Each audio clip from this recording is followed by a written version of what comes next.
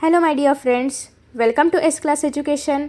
आज आपण पाहणार आहोत 11th standard NCERT chapter number 5 that is states of matter. So first page जर तुम्ही पाहिलं तर यामध्ये जास्त काही महत्त्वाचं नाही आहे, फक्त थोडंसं आहे जे आपण आता पाहूया. तुम्ही जर पाहिलं तर सपोज की आपण आईसचं कन्वर्जन केलेलं आहे वॉटरमध्ये. सो आईस जेव्हा आपण वॉटरमध्ये कन्वर्ट करणार आहोत तेव्हा काय होते, फिजिकल स्टेट बदलते. सो फिजिकल स्टेट बदलल्यामुळे केमिकल प्रॉपर्टीज बदलतील का, तर नाही बदलणार. हेच या ठिकाणी सांगितलेलं आहे की फिजिकल स्टेटनुसार केमिकल प्रॉपर्टीज बदलत नाहीत.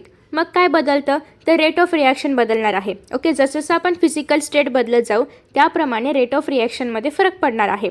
ऑब्वियसली आता सपोज की आपल्याला एखादी रिॲक्शन करायची आहे आणि त्या रिॲक्शनला आपल्याला वॉटर आवश्यक आहे, पण आपण घेतलं आईस. मग आता आईसचं कन्वर्जन आधी वॉटरमध्ये करावं लागणार, मग ते वॉटर आपण त्या रिॲक्शनमध्ये वापरणार. म्हणजे या ठिकाणी काय झालं, फिजिकल स्टेट वेगळी असल्यामुळे रेट ऑफ रिॲक्शन पण बदललं. ओके, सपोज की ॲक्च्युअल 5 मिनिट्स लागत असतील आणि आईस टू वॉटर करून मग करण्यासाठी 8 मिनिट्स लागत असतील. सो रेट ऑफ रिॲक्शन बदलली. अशाच पद्धतीने फिजिकल स्टेटचा केमिकल प्रॉपर्टीशी जास्त संबंध नाही आहे, पण रेट ऑफ रिॲक्शनशी संबंध आहे. हेच या पॅरेग्राफमध्ये सांगितलेलं आहे. ओके, सो नेक्स्ट आहे इंटरमॉलिक्युलर फोर्सेस. आता हे जे आहे याच्यामध्ये दोन प्रकार पडतात. आता आपण एक छोटासा डायग्राम ड्रॉ करणार आहोत. सो फर्स्ट आहे फोर्सेस. आता हे जे फोर्सेस आहेत ते आपण कोणामधले पाहणार आहोत, जे मॉलिक्युल्स आहेत, जे ॲटम्स आहेत त्यांच्यामधले फोर्सेस आपण पाहणार आहोत. तर स्टार्टिंग आपण करणार आहोत दोन प्रकारच्या फोर्सेसने. एक तर असतं इंट्रामॉलिक्युलर आणि दुसरं असणार आहे इंटरमॉलिक्युलर.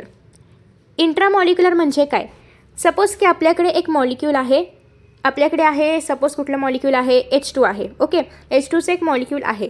आता या मॉलिक्यूलच्या आतमध्ये जे दोन Hचे ॲटम्स आहेत, ओके, दोन जे Hचे म्हणजेच काय हायड्रोजनचे ॲटम्स आहेत, त्यांच्यामध्ये जे काही अट्रॅक्शन असणार आहे त्याला आपण म्हणणार आहोत इंट्रामॉलिक्युलर अट्रॅक्शन. मग यामध्ये आयोनिक बॉन्ड्स येतात, याच्यामध्ये कोव्हॅलंट बॉन्ड्स येतात. ओके, जसं की फॉर एक्झाम्पल NaCl आहे आयोनिक बॉन्डचं, कोव्हॅलंट बॉन्डसाठी वॉटर आहे, H2 आहे. ओके, सो हे कशामध्ये येणार आहेत, इंट्रामॉलिक्युलर फोर्सेसमध्ये, की मॉलिक्यूलच्या आतमध्ये the forces which are acting within the molecules त्याला आपण म्हणणार आहोत इंट्रामॉलिक्युलर. नेक्स्ट आहे इंटरमॉलिक्युलर. इंटरमॉलिक्युलरमध्ये काय होतं, दोन मॉलिक्युल्स आहेत, दोन ॲटम्स आहेत, त्यांच्यामध्ये होणारं एकतर अट्रॅक्शन किंवा एकतर रिपल्शन. ओके, इंटरमॉलिक्युलर फोर्सेस दोन्हीही असतात, अट्रॅक्टिव्ह पण असतात आणि रिपल्सिव्ह पण असतात. तर त्यांच्यामध्ये होणारं एकतर अट्रॅक्शन किंवा रिपल्शन याला आपण म्हणतो इंटरमॉलिक्युलर फोर्स ऑफ अट्रॅक्शन किंवा रिपल्शन. सो सपोज की आपण या ठिकाणी एक्झाम्पल घेऊया. आपल्याकडे आहे HCl.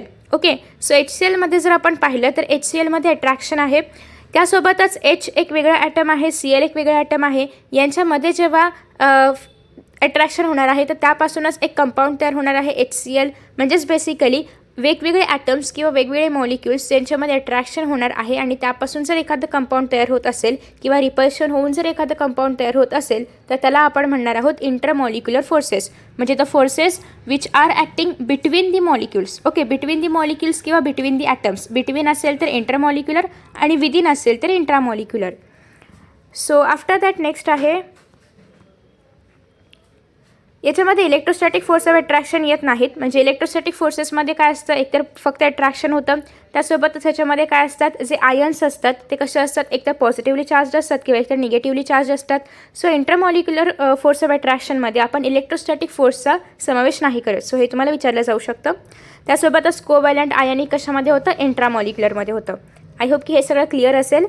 आता आपण प्युअरली पाहणार आहोत इंटरमॉलिक्युलर फक्त. आतापर्यंत आपण इंट्रा म्हणजे काय पाहिलं, इलेक्ट्रोस्टॅटिक म्हणजे काय पाहिलं. आता त्याचा विषय आपण नाही घेणार आहोत. आता आपण फक्त आणि फक्त इंटरमॉलिक्युलरवरती पुढे पाहणार आहोत. सो हे जे इंटरमॉलिक्युलर फोर्सेस आहेत त्यामधलं जे अट्रॅक्शन ग्रुप आहे आपण दोन पाहिलं ना, एक तर ते अट्रॅक्टिव्ह पण असतात आणि ते रिपल्सिव्ह पण असतात. सो हा जो अट्रॅक्टिव्ह ग्रुप आहे यालाच आपण म्हणणार आहोत वॉन डर वॉल फोर्सेस. हे तुम्ही केमिकल बॉन्डिंगमध्ये पाहिलं असेल. ओके, सो जे अट्रॅक्टिव्ह इंटरमॉलिक्युलर फोर्सेस असतात त्याला आपण म्हणतो van der Waals forces. So van der वॉलच का म्हणतात, तर ऑब्वियसली सायंटिस्टचं नाव आहे van der Waals forces, so van der Waals म्हणतो आपण. ओके, नेक्स्ट आहे, यांनी एक्सप्लेन केलं की the deviation of real gases from the ideal behaviour through these forces. Deviation of real gases काय आहे, आयडियल गॅस काय आहे, ते आपण पुढे पाहणार आहोत. आता आपण फक्त फोकस करणार आहोत की इंटरमॉलिक्युलर फोर्सेस काय असतं, त्यांचे प्रकार काय असतात. Okay, so first of all हे या ठिकाणी पॅरेग्राफमध्ये आहे. आपण पुन्हा एकदा तो फ्लो चार्ट जसा होता त्याप्रमाणे पाहूया. वॉन डर वॉल फोर्सेसमध्ये पहिल्यांदा येणार आहे ते म्हणजे डिस्पर्जन किंवा लंडन फोर्स. डिस्पर्जन किंवा लंडन फोर्स. आता डिस्पर्जन किंवा लंडन फोर्स यांच्यामध्ये म्हणजे याचा नेमका अर्थ काय होतो, तर बेसिकली जे नॉन पोलर मॉलिक्युल्स आहेत, पोलर आणि नॉन पोलर म्हणजे काय हे तुम्ही मे बी केमिकल बॉन्डिंगमध्ये पाहिलं असेल, बट आपण पुन्हा एकदा पाहूया की पोलर मॉलिक्युल्स म्हणजे काय, ज्यांचा कंपाऊंड त्यांच्यामध्ये असणाऱ्या इलेक्ट्रोनिगेटिव्हिटीच्या डिफरन्सेसमुळे तयार होतं. फॉर एक्झाम्पल आपल्याकडे आहे HCl. आता HClमध्ये H कसा असतो, पार्शियल पॉझिटिव्ह असतो चार्ज याच्यावरती, आणि Clवरती कसा असतो, पार्शियल निगेटिव्ह चार्ज असतो. ओके, सो हे पार्शियल पॉझिटिव्हवाले आहेत आणि हे पार्शियल निगेटिव्ह आहेत. हा जो डेल्टा आहे याला आपण म्हणतो पार्शियल चार्ज.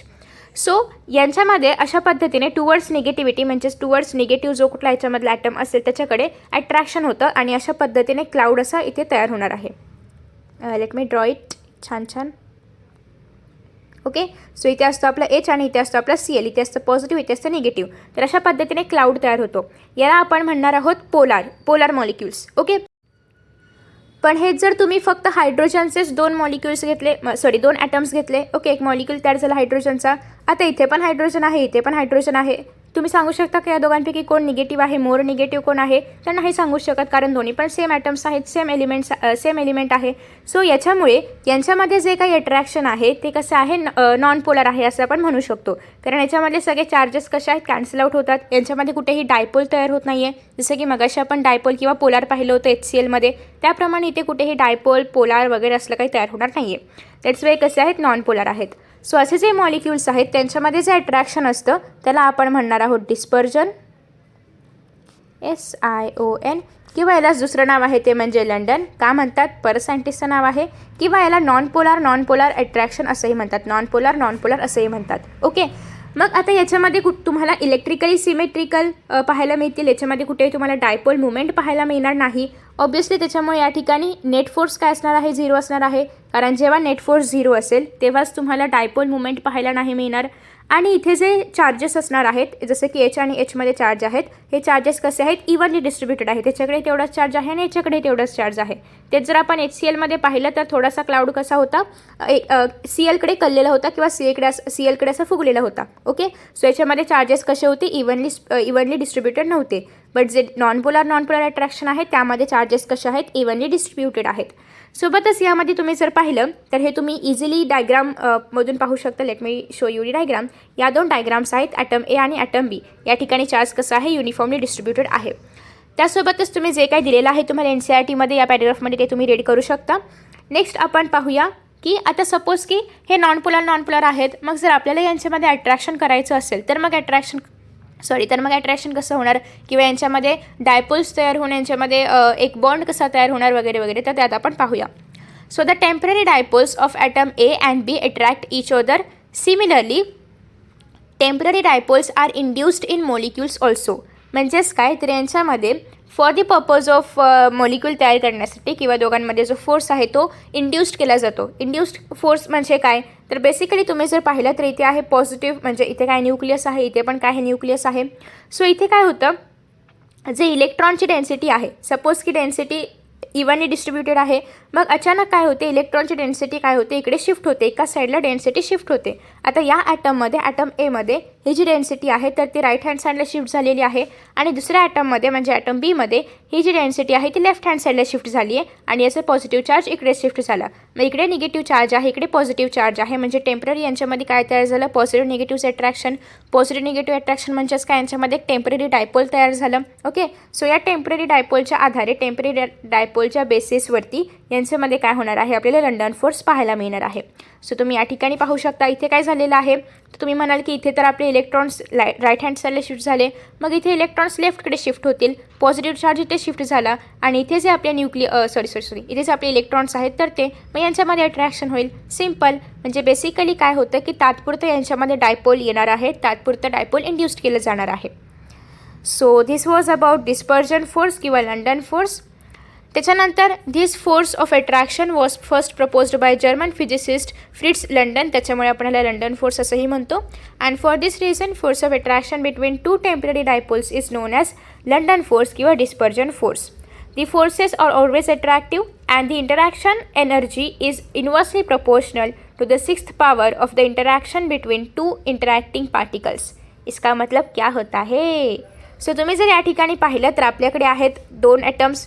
सो या दोन ॲटम्समध्ये कधी अट्रॅक्शन होणार, कधीही होणार का, तर नाही. त्याच्यामध्ये जो डिस्टन्स आहे तर तो जेव्हा हा जो आर आहे तर तो डिस्टन्स आहे, तो जेव्हा 1 डिवायडेड बाय r⁶ असेल, असं जेव्हा असणार आहे यांच्यामधला डिस्टन्स, तेव्हाच फक्त यांच्यामध्ये आपल्याला इंटरॅक्शन पाहायला मिळणार आहे. ओके, सो इंटरॅक्शन काय आहे, is directly proportional to the is inversely proportional to the 6th power of the R किंवा distance between them.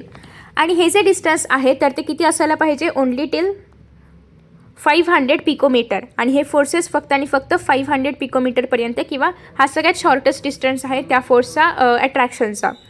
So and their magnitude depends upon the polarisability of the particles. आणि यांचं जे काय magnitude आहे, म्हणजे या चार्जेसचं जे मॅग्निट्यूड आहे तर ते पोलरायझेबिलिटीवरती डिपेंड असतं. पोलरायझेबिलिटी म्हणजे काय, हेही तुम्ही केमिकल बॉन्डिंगमध्ये पाहिलं असेल की with which electrons and nuclei can displaced from the average position. म्हणजे काय, तर लेट मी राईट, कुठे लिहू हा इथे लिहिते. सो पोलरायझेबिलिटी, ओके, पोलरायझेबिलिटी म्हणजे काय, तर टेंडन्सी ऑफ एनायन. एनायन म्हणजे काय, जे निगेटिव्हली चार्ज असतात त्याला आपण म्हणतो anion. So the tendency of negatively charge particles किंवा anion to get deformed. Okay, negatively charge पार्टिकल्सची अशी टेंडन्सी की ज्यामुळे ते स्वतःमध्ये डिफॉर्मेशन करतात. फॉर एक्झाम्पल मगाशी आपण HClचं एक्झाम्पल घेतलं होतं, हायड्रोक्लोरिक ॲसिडचं. त्याच्यामध्ये केटायन कोण होता, H होता, एनायन कोण होता, Cl होता. सो यांच्यामध्ये जे क्लाउड तयार होणार आहे तर ते अशा पद्धतीने होणार आहे. सो बेसिकली सुरुवातीला क्लाउड असं असतं, पण इथे जो निगेटिव्ह चार्ज आहे तर तो इकडे अट्रॅक्ट होतो किंवा निगेटिव्ह चार्ज किंवा जे इलेक्ट्रॉन्स आहेत ते निगेटिव्हकडे जास्त जातात आणि त्याच्यामुळे याच्या आकारामध्ये एक डिफॉर्मेशन होतं. सो एनायनची ही जी कॅपॅसिटी आहे किंवा जी टेंडन्सी आहे डिफॉर्मेशन स्वतःमध्ये करवून घेण्याची, याला आपण म्हणणार आहोत that is पोलरायझेबिलिटी.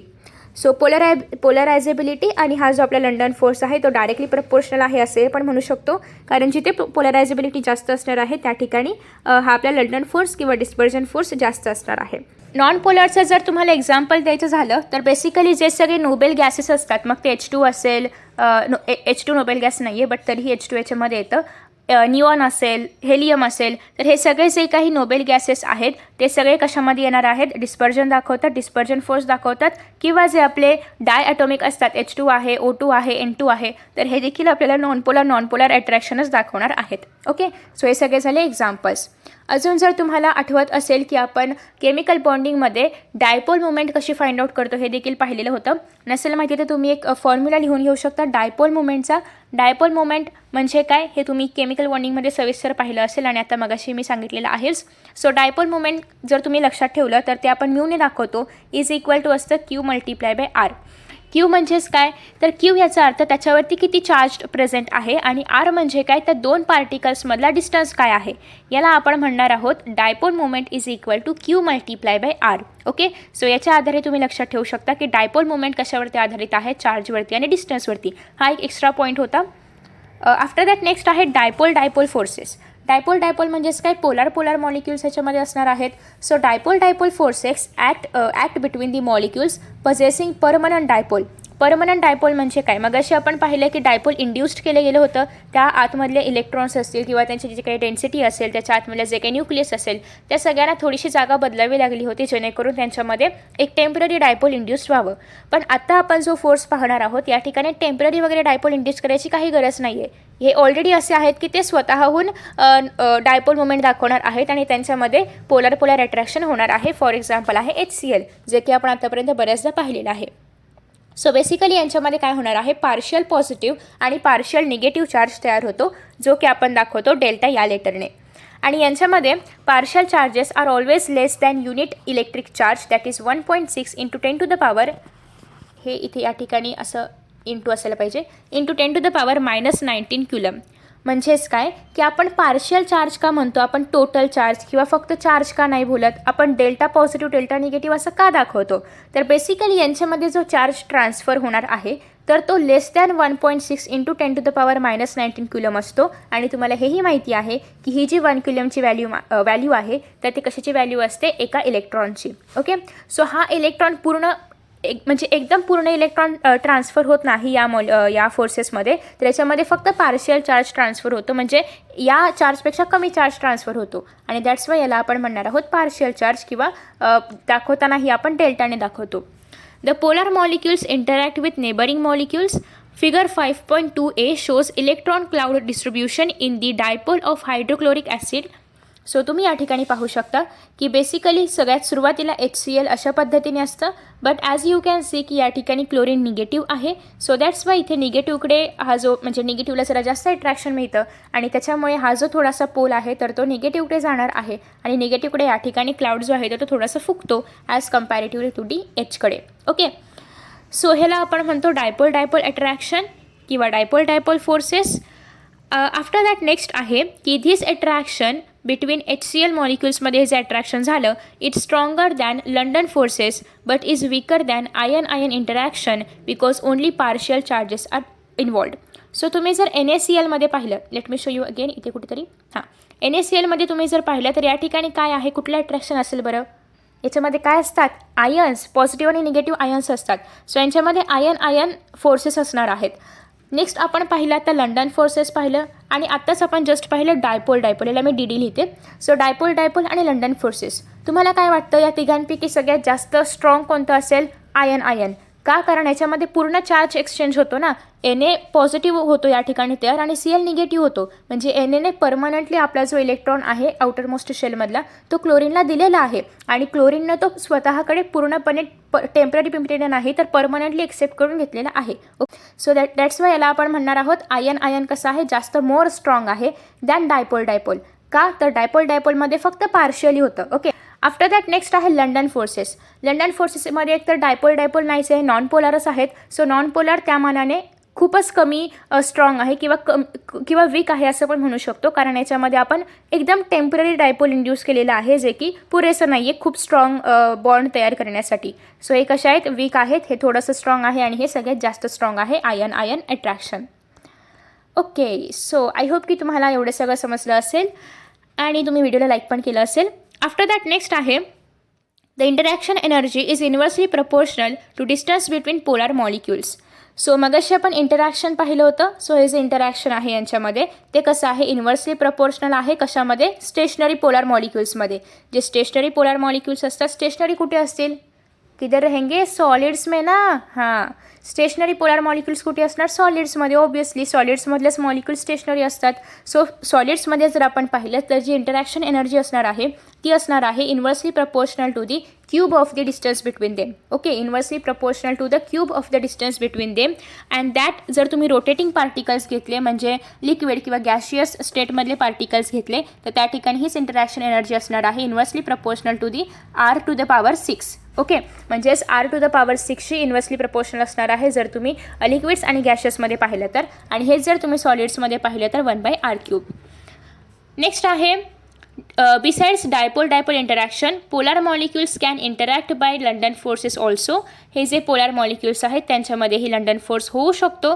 Thus commutative effect is that the total force of intermolecular forces in polar molecules increases. आणि हे काही केसेसमध्ये होऊ शकतं की लंडन फोर्सेस देखील म्हणजे पोलार मॉलिक्युल्समध्ये देखील लंडन फोर्स आपण पाहू शकतो आणि त्याच्यामुळे जो कम्युटेटिव्ह इफेक्ट आहे इंटरमॉलिक्युलर फोर्सेसवरचा तर तो काय होणार आहे, इन्क्रीज होणार आहे, कारण दोन्ही फोर्स आपल्याला पाहायला मिळतात. सो एक कम्युटेटिव्ह इफेक्ट काय होणार आहे, इन्क्रीज होणार आहे. सो हे होतं सगळं ऑल अबाउट डायपोल डायपोल इंटरॅक्शनमध्ये. याच्यामध्ये एक्झाम्पल आहे ते म्हणजे HClचं. या ठिकाणी पोलार मॉलिक्युल्स अट्रॅक्ट होतात. याच्यामध्ये तुम्हाला परमनंट डायपोल पाहायला मिळणार आहे. इथे चार्ज पार्शियल असतो त्यामुळे हे आयन आयन अट्रॅक्शनपेक्षा थोडेसे कमी स्ट्रॉंग आहेत आणि हे जे आहे तर हे डिस्टन्सवरती डिपेंड आहे. त्यामुळेच आपण याला जर सॉलिड असेल तर 1/R³ प्रपोर्शनल म्हणतो यांच्यामधलं अट्रॅक्शन, आणि जर लिक्विड किंवा गॅशियस असेल तर 1/R⁶. त्यासोबतच जर आपण पाहिलं तर जेवढं डायपोल डायपोल जास्त असेल जेवढी डायपोल डायपोल मुवमेंट जास्त असेल तेवढं याच्यामध्ये जे डायपोल डायपोल इंटरॅक्शन आहे तर ते जास्त असणार आहे. आफ्टर दॅट नेक्स्ट आहे डायपोल इंड्युस्ड डायपोल. म्हणजे जे आपण फर्स्ट पाहिलं होतं लंडन फोर्समध्ये की कशा पद्धतीने डायपोल इंड्यूस केलं जातं तेच या ठिकाणी कंटिन्यू आहे.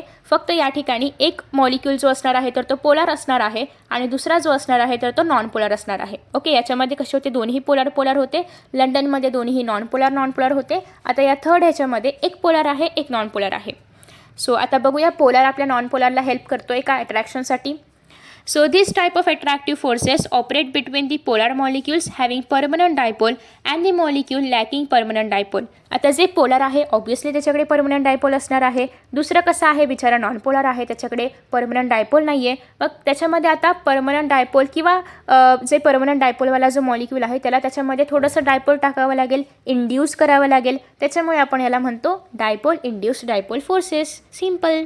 सो जे परमनंट डायपोल आहे, permanent dipole of the polar molecule induces dipole on the electrically neutral molecule by deforming its electronic cloud and thus an induced dipole is developed in the other molecule.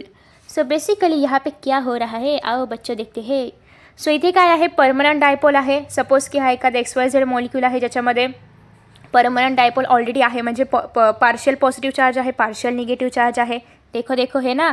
So आता हा जो polar molecule आहे याचं आणि non polar मॉलिक्यूलचं होणार आहे attraction. त्यासाठी आपल्याला हा जो नॉन पोलर आहे हा कसा आहे, न्यूट्रल आहे. याच्यामध्ये कुछ तो चेंजेस करना पडेगा ना, इमोशन्स नाही आहेत काही, तर काहीतरी इमोशन्स टाकायला पाहिजेत. सो आता हा जो आहे याच्यामध्ये टाकणार आहे इमोशन्स म्हणजे काय टाकणार आहे, पोलार करणार आहे त्याला. ओके.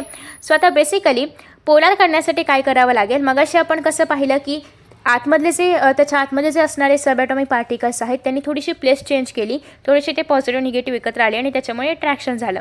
सिमिलरली या ठिकाणी पण तेच होणार आहे. हा जो परमनंटवाला म्हणजे परमनंट डायपोलवाला जो मॉलिक्यूल आहे हा याच्यामध्ये डायपोल टेम्पररी डायपोल इंड्यूस करणार आहे. हे परमनंट नसणार आहे, टेम्पररी इंड्यूस केलं जाणार आहे आणि याच्यामध्ये पार्शियल पॉझिटिव्ह आणि पार्शियल निगेटिव्ह चार्ज येणार आहे, जेणेकरून यांच्यामध्ये होणार आहे अट्रॅक्शन. हे कशामध्ये पाहायला मिळतं आपल्याला, सपोज की आपण हे घेऊया HCl आहे आणि हा एखादा नॉन पोलार निऑन किंवा हेलियम वगैरे आपण घेऊया. सो HCl कसा आहे, याच्यामध्ये पार्शियल पॉझिटिव्ह पार्शियल निगेटिव्ह आहे, म्हणजे हा काय झाला, पोलार झाला. आणि निऑन म्हणजे काय पाहिलं होतं आपण, नोबेल गॅसेस कसे असतात, नॉन पोलार असतात. क्यों, रिएक्ट ही नहीं करना उन लोगों को, इसलिए वो कैसे होते, नॉन पोलार होते. सो HCl आणि Na यांच्यामध्ये जे अट्रॅक्शन असणार आहे त्याला आपण म्हणणार आहोत dipole induced dipole force. Okay, dipole induced dipole force. So आता यांच्यामध्ये in this case also commutative effect of dispersion forces and dipole induced dipole interaction exist. यामध्ये पण आपल्याला काय पाहायला मिळतं, लंडन फोर्सने इंटरफेअर केलेला आहे. लंडन फोर्स बेसिकली प्रत्येक ठिकाणी इंटरफेअर करतच आहे. आता यांच्यामध्ये जे इंटरॅक्शन असणार आहे ते कसं असणार आहे, 1/r⁶ सेम असणार आहे. फक्त तुम्ही जर पाहिलं सगळ्यामध्ये सेमच आहे, फक्त डायपोलमध्ये जे स्टेशनरी पार्टिकल्स असतात त्या ठिकाणी डिस्टन्स r³ होतं, बाकी सगळ्यांमध्ये r⁶ आहे. सो तुम्ही एक्सेप्शन लक्षात ठेवा, बाकी सगळं असंच आहे असं तुम्ही लक्षात ठेवू शकता. नेक्स्ट आहे induced dipole movement depends upon the dipole moment present in the permanent dipole and the polarizability of the electrically neutral molecule. So हा जो फोर्स आहे हा बेसिकली कशावरती डिपेंड असतो, एक तर सगळ्यात पहिल्यांदा जो आपला पोलार मॉलिक्यूल आहे त्याची डायपोल मुवमेंट किती आहे. डायपोल मुवमेंट आपण कशी फाइंड आउट करतो, μ = Q × R. आणि जी पोलरायझेबिलिटी आहे, पोलरायझेबिलिटी म्हणजे काय की एखाद्या अनायनची डिफॉर्मेशन करण्याची टेंडन्सी किती आहे याला आपण म्हणणार आहोत पोलरायझेबिलिटी. मग आता या ठिकाणी जो आपला नॉन पोलार मॉलिक्यूल आहे हा कितपत पोलराइज होऊ शकतो याच्यावरती ऑब्व्हियसली डिपेंड करणार की या दोघांचे अट्रॅक्शन किती होणार आहे. सो दॅट्स वाय पोलरायझेबिलिटी आणि त्यासोबतच परमनंट डायपोल मुवमेंट किती आहे याच्यावरती डिपेंड करतो हा फोर्स किंवा डिपेंड आहे हा फोर्स. नेक्स्ट आहे high polarisability increases the strength of attractive interaction. जेवढी पोलरायझेबिलिटी जास्त असेल तेवढं अट्रॅक्शन जास्त होणार, हे आपण लंडन फोर्समध्ये पण पाहिलं आहे. सो नेक्स्ट आहे last, that is called as hydrogen bond. हायड्रोजनला प्रत्येक ठिकाणी आपल्याला एक वेगळी व्हॅल्यू दिलेली पाहायला मिळते. हायड्रोजनवरती एक सेपरेट चॅप्टर पण आहे, एकदम भारी मस्त, छोटासा आहे बट खूप छान आहे. त्या ठिकाणी तुम्हाला हायड्रोजन छोटासा असला किंवा सगळ्यात कमी ॲटॉमिक नंबरवाला असला किंवा त्याला जरी बरेच जण त्याच्याकडून इलेक्ट्रॉन खेचून घेत असले किंवा फक्त वापरत असले, त्याचा वापर फक्त करत असले, तरी ही हायड्रोजन खूप उपयोगाचं आहे. ते आपण हायड्रोजनच्या चॅप्टरमध्ये पाहूया. So as already mentioned in section 5.1, this is special case of dipole interaction. So तुम्हाला कळलं असेल की हायड्रोजन बॉन्डमध्ये देखील डायपोल इंटरॅक्शनच होतं, बट थोडीशी स्पेशल केस आहे. हायड्रोजन आहे म्हटल्यानंतर काहीतरी स्पेशल पाहिजे का नको. Okay.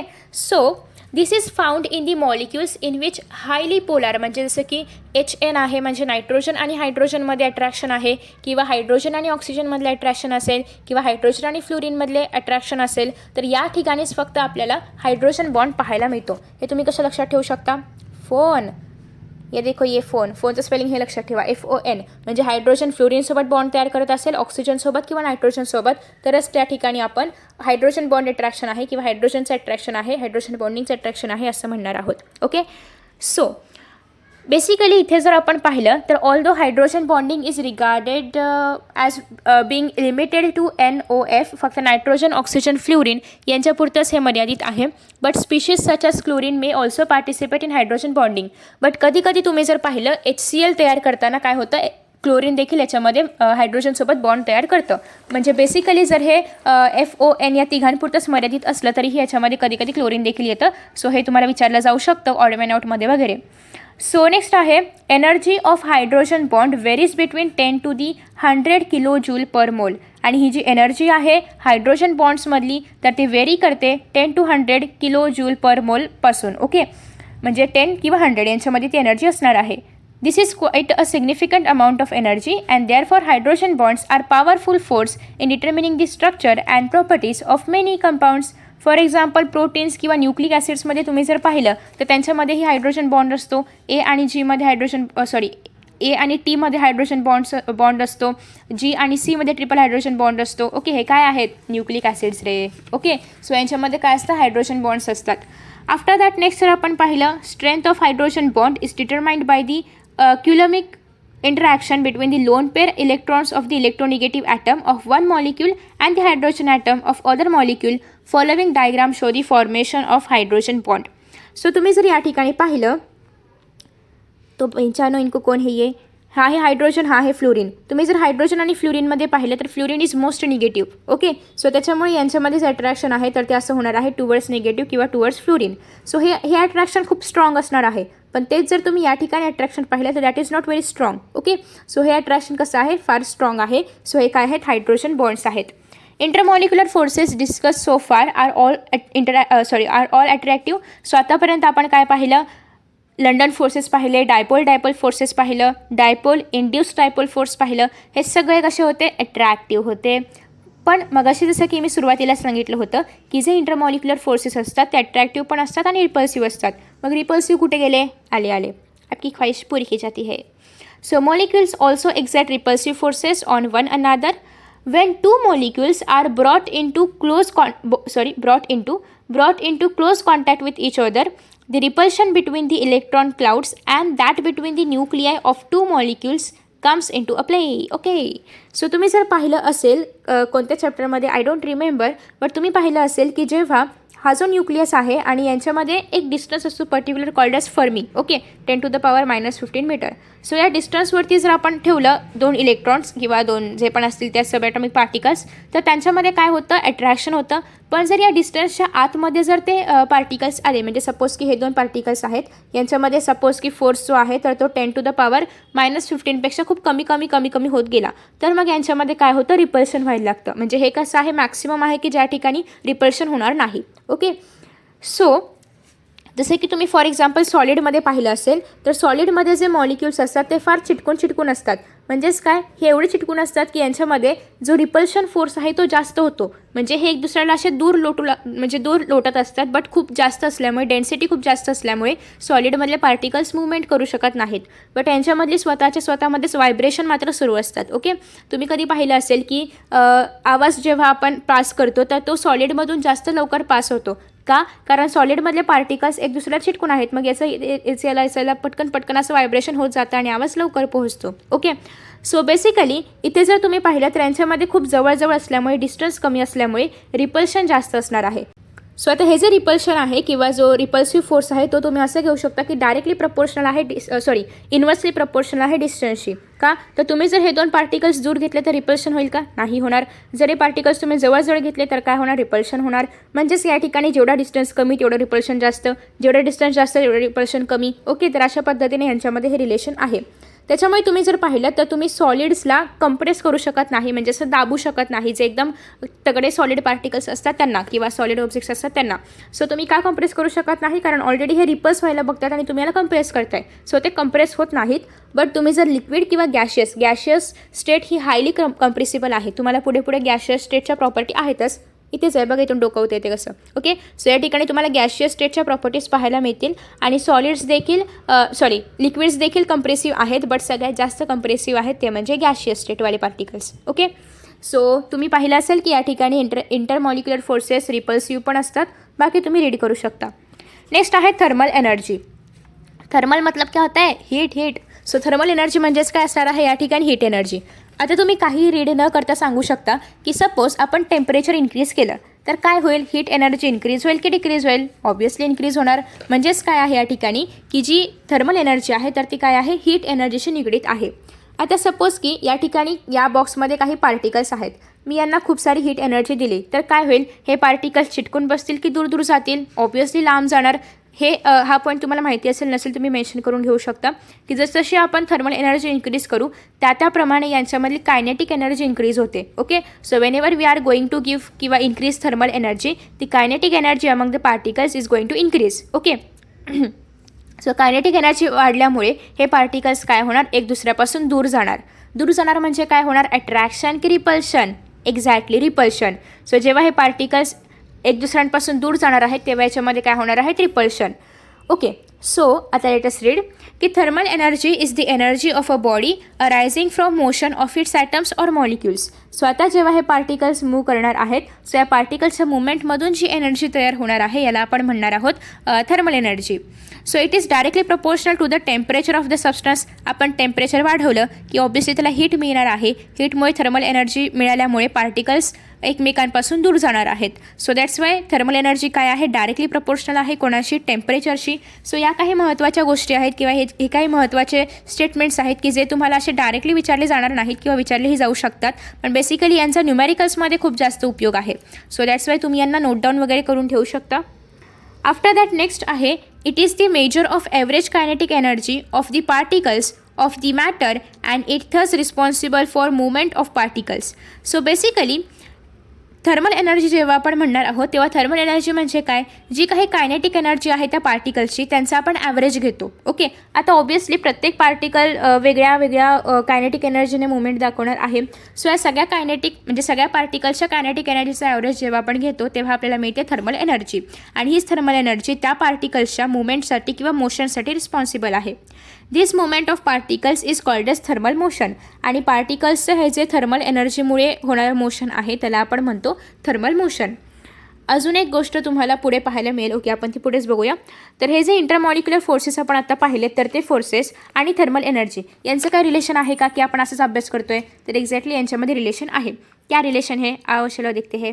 So we have already learned that intermolecular forces tend to keep the molecules together. आपण काय पाहिलं, अट्रॅक्शनबद्दल आपण बेसिकली ते पाहणार आहोत. तर जे इंटरमॉलिक्युलर फोर्सेस ऑफ अट्रॅक्शन आहेत त्यांची टेंडन्सी काय आहे, तर मॉलिक्युल्सला पकडून ठेवणं किंवा अट्रॅक्शन करणं, बरोबर का नाही. पण आता आपण काय पाहिलं, जेव्हा आपण थर्मल एनर्जी देणार आहोत मॉलिक्युल्सला तेव्हा ते पकडून ठेवतात एकमेकांना की दूर जात आहेत, दूर. म्हणजेच तुम्ही या ठिकाणी पाहू शकता की इंटरमॉलिक्युलर फोर्सेस ऑफ अट्रॅक्शन आणि थर्मल एनर्जी हे काय आहेत, एक दुसऱ्यांचे पूरक आहेत की अपोजिट आहेत. कारण इंटरमॉलिक्युलर फोर्सेसमुळे काय होणार आहे, पार्टिकल्स अट्रॅक्ट होणार आहेत, एकत्र येणार आहेत, त्यांचा एक बॉन्ड तयार होणार आहे. पण जर आपण थर्मल एनर्जी पाहिलं तर त्यांच्यामुळे पार्टिकल्स दूर जात आहेत, म्हणजे हे कसे आहेत, एक दुसऱ्यांच्या अपोजिट आहेत. So 3 states of matter are the result of balance between intermolecular forces and the thermal energy of the molecules. मग आता तुमच्या मनात प्रश्न आला असेल की अरे आपण स्टेट्स ऑफ मॅटरचा अभ्यास कधी करणार. तर बेसिकली स्टेट्स ऑफ मॅटर कशा तयार झाल्या, तर हे जे इंटरमॉलिक्युलर फोर्सेस ऑफ अट्रॅक्शन आहे आणि जे थर्मल एनर्जी आहे यांचा जेव्हा एक बॅलन्स साधला जातो तर तेव्हा त्यापासून ज्या स्टेट्स येतात त्याला आपण म्हणणार आहोत क्या, सॉलिड, लिक्विड और गॅसेस. या 3 मेन स्टेट्स आपण शिकणार आहोत. बाकी प्लाझ्मा बिझ्मा तुम्ही नंतर पाहू शकता, त्याचा आपण इथे अभ्यास नाही करणार आहोत. तर बेसिकली आपण हे पाहूया की सॉलिड्स, लिक्विड आणि गॅशियस या स्टेट्स कशा तयार होतात. फिर से आते हैं ब्लँक पेज पे. Okay, so basically intermolecular forces आहेत आणि इंटरमॉलिक्युलर फोर्स ऑफ अट्रॅक्शन आहे आणि दुसरं म्हणजे आपल्याकडे आहे थर्मल एनर्जी. आणि इथे आहे आपली स्टेटसाठी मी सॉलिडसाठी S घेणार आहे, लिक्विडसाठी L आणि गॅशियससाठी G.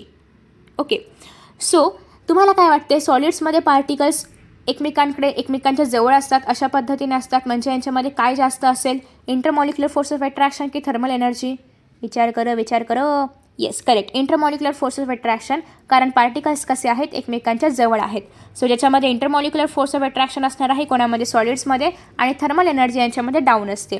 दुसरी गोष्ट, लिक्विड्समध्ये काय असेल, तुम्हाला काय वाटते, तर लिक्विड्समध्ये पार्टिकल्स जास्त लांबही नसतात, जास्त जवळही नसतात, म्हणजे बेसिकली अशा पद्धतीने असणार आहेत. ओके, सो यांच्यामध्ये दोन्ही कसं असणार आहे, पॅरलल असणार आहे, इक्वल असणार आहे. तेच जर आपण गॅसेसमध्ये पाहिलं तर पार्टिकल्स खूप लांब असतात. मग यांच्यामध्ये काय असेल, इंटरमॉलिक्युलर फोर्स ऑफ अट्रॅक्शन जास्त असणार ना, अरे कमी असणार, कारण पार्टिकल्स कसे आहेत, दूर आहेत. सो दॅट्स वाय या ठिकाणी जे थर्मल एनर्जी आहे तर ती जास्त असते आणि इंटरमॉलिक्युलर फोर्स ऑफ अट्रॅक्शन कमी असतं. सो हा तुम्ही चार्ट पाहिजे तर घेऊ शकता. हेच आता आपण अजून थोडंसं मॉडिफाय करून बघूया. सपोज की तुम्हाला सॉलिडमधून जायचं आहे लिक्विडमध्ये, लिक्विडमधून जायचं आहे गॅशियसमध्ये, तुम्ही काय कराल, हीट द्याल की हीट काढून घ्याल? ऑब्वियसली तुम्ही या ठिकाणी हीट काय करणार आहे, देणार आहात की काढून घेणार आहात? येस, देणार आहात. सो तुम्हाला जर सॉलिडमधून लिक्विडमध्ये किंवा लिक्विडमधून गॅशियसमध्ये जायचं असेल, तुम्हाला काय द्यावं लागेल, हीट द्यावी लागेल. सो या ठिकाणी तुम्हाला हीट काय, HEAT, हीट काय करावी लागेल, द्यावी लागेल. इथे पण पुन्हा हीट काय करावी लागेल, द्यावी लागेल. हीट देत आहे म्हणजे काय करता आहात तुम्ही, या ठिकाणी थर्मल एनर्जी देणार आहात. सो जेव्हा तुम्ही सॉलिड्समध्ये थर्मल एनर्जी देणार आहात तेव्हा त्याचे पार्टिकल्स लांब जातील, म्हणजेच या ठिकाणी ते लिक्विड स्टेटमध्ये येणार आहे. जेव्हा तुम्ही लिक्विडमध्ये हीट एनर्जी देणार आहात तेव्हा थर्मल एनर्जी इन्क्रीज होणार आहे आणि पार्टिकल्स अजून लांब जाणार, म्हणजे कशामध्ये कन्वर्ट होणार आहे, गॅशियस स्टेटमध्ये कन्वर्ट होणार आहे. होय की नाही? सो हे बरोबर आहे की नाही? म्हणजे जेव्हा तुम्हाला सॉलिड्समधून लिक्विड किंवा लिक्विडमधून गॅशियसमध्ये जायचं आहे तर तेव्हा तुम्हाला हीट एनर्जी प्रोव्हाइड करावी लागणार आहे, म्हणजेच थर्मल एनर्जी काय होणार आहे, इन्क्रीज होणार आहे. So whenever you are going from solid state to gaseous state, thermal energy is going to increase. आता हेच मला उलटं करायचं आहे. मला जायचं आहे गॅशियसमधून लिक्विडकडे, लिक्विडमधून लांब लांब लांब लांब गॅशियसमधून लिक्विडकडे, लिक्विडमधून सॉलिड्सकडे. मग आता मला काय करावं लागेल, हीट एनर्जी द्यावी लागेल की रिमूव्ह करावी लागेल? रिमूव्ह करावी लागेल. रिमूव्ह करणं म्हणजेच काय, कूलिंग करणं. म्हणजे मला काय करावं लागेल, या ठिकाणी थंडा थंडा कूल कूल. जेव्हा मी गॅशियसला कूल करेन किंवा वेपरला कूल करेन तेव्हा मला मिळणार आहे वॉटर. वॉटरला कूल केला मला काय मिळणार आहे, आईस. म्हणजे या ठिकाणी मी थर्मल एनर्जी देते का, नाही देत आहे. थर्मल एनर्जी जर दिली नाही तर पार्टिकल्स काय होतील, जवळजवळ येतील. म्हणजेच या ठिकाणी काय होणार आहे, इंटरमॉलिक्युलर फोर्स ऑफ अट्रॅक्शन वाढत जाणार आहे. जसं मी गॅशियसपासून सॉलिडकडे जात तसं. एक्झॅक्टली. सो गॅशियसपासून सॉलिड्सकडे जात असताना इंटरमॉलिक्युलर फोर्सेस ऑफ अट्रॅक्शन काय होतात, इन्क्रीज होतात आणि सॉलिड्सपासून गॅशियसकडे येत असताना थर्मल एनर्जी काय होते, इन्क्रीज होते. आय होप की तुम्हाला हे सगळं कळलं असेल. हेच तुमच्या NCERTमध्ये पण दिलेलं आहे, या ठिकाणी तेच आहे, तुम्ही ते रेडी करू शकता. सो यांना काय सांगायचं आहे की गॅशियसमध्ये जे पार्टिकल्स असतात त्यांच्यामध्ये जे स्ट्रेंथ आहे किंवा त्यांच्यामध्ये जे अट्रॅक्शन आहे ते खूप कमी असतं, त्यांच्यामध्ये थर्मल एनर्जी खूप जास्त असते. इंटरमॉलिक्युलर फोर्स ऑफ अट्रॅक्शन खूप कमी असतं. लिक्विड्समध्ये दोन्हीही स्टेबल असतं. गॅशियसमध्ये जे इंटरमॉलिक्युलर फोर्स ऑफ अट्रॅक्शन आहे ते खूप जास्त असतं, थर्मल एनर्जी खूप कमी असते. सॉलिड्समधले पार्टिकल्स एकमेकांच्या जवळ असतात, त्यांच्यामध्ये स्ट्रेंथ काय असते, जास्त असते.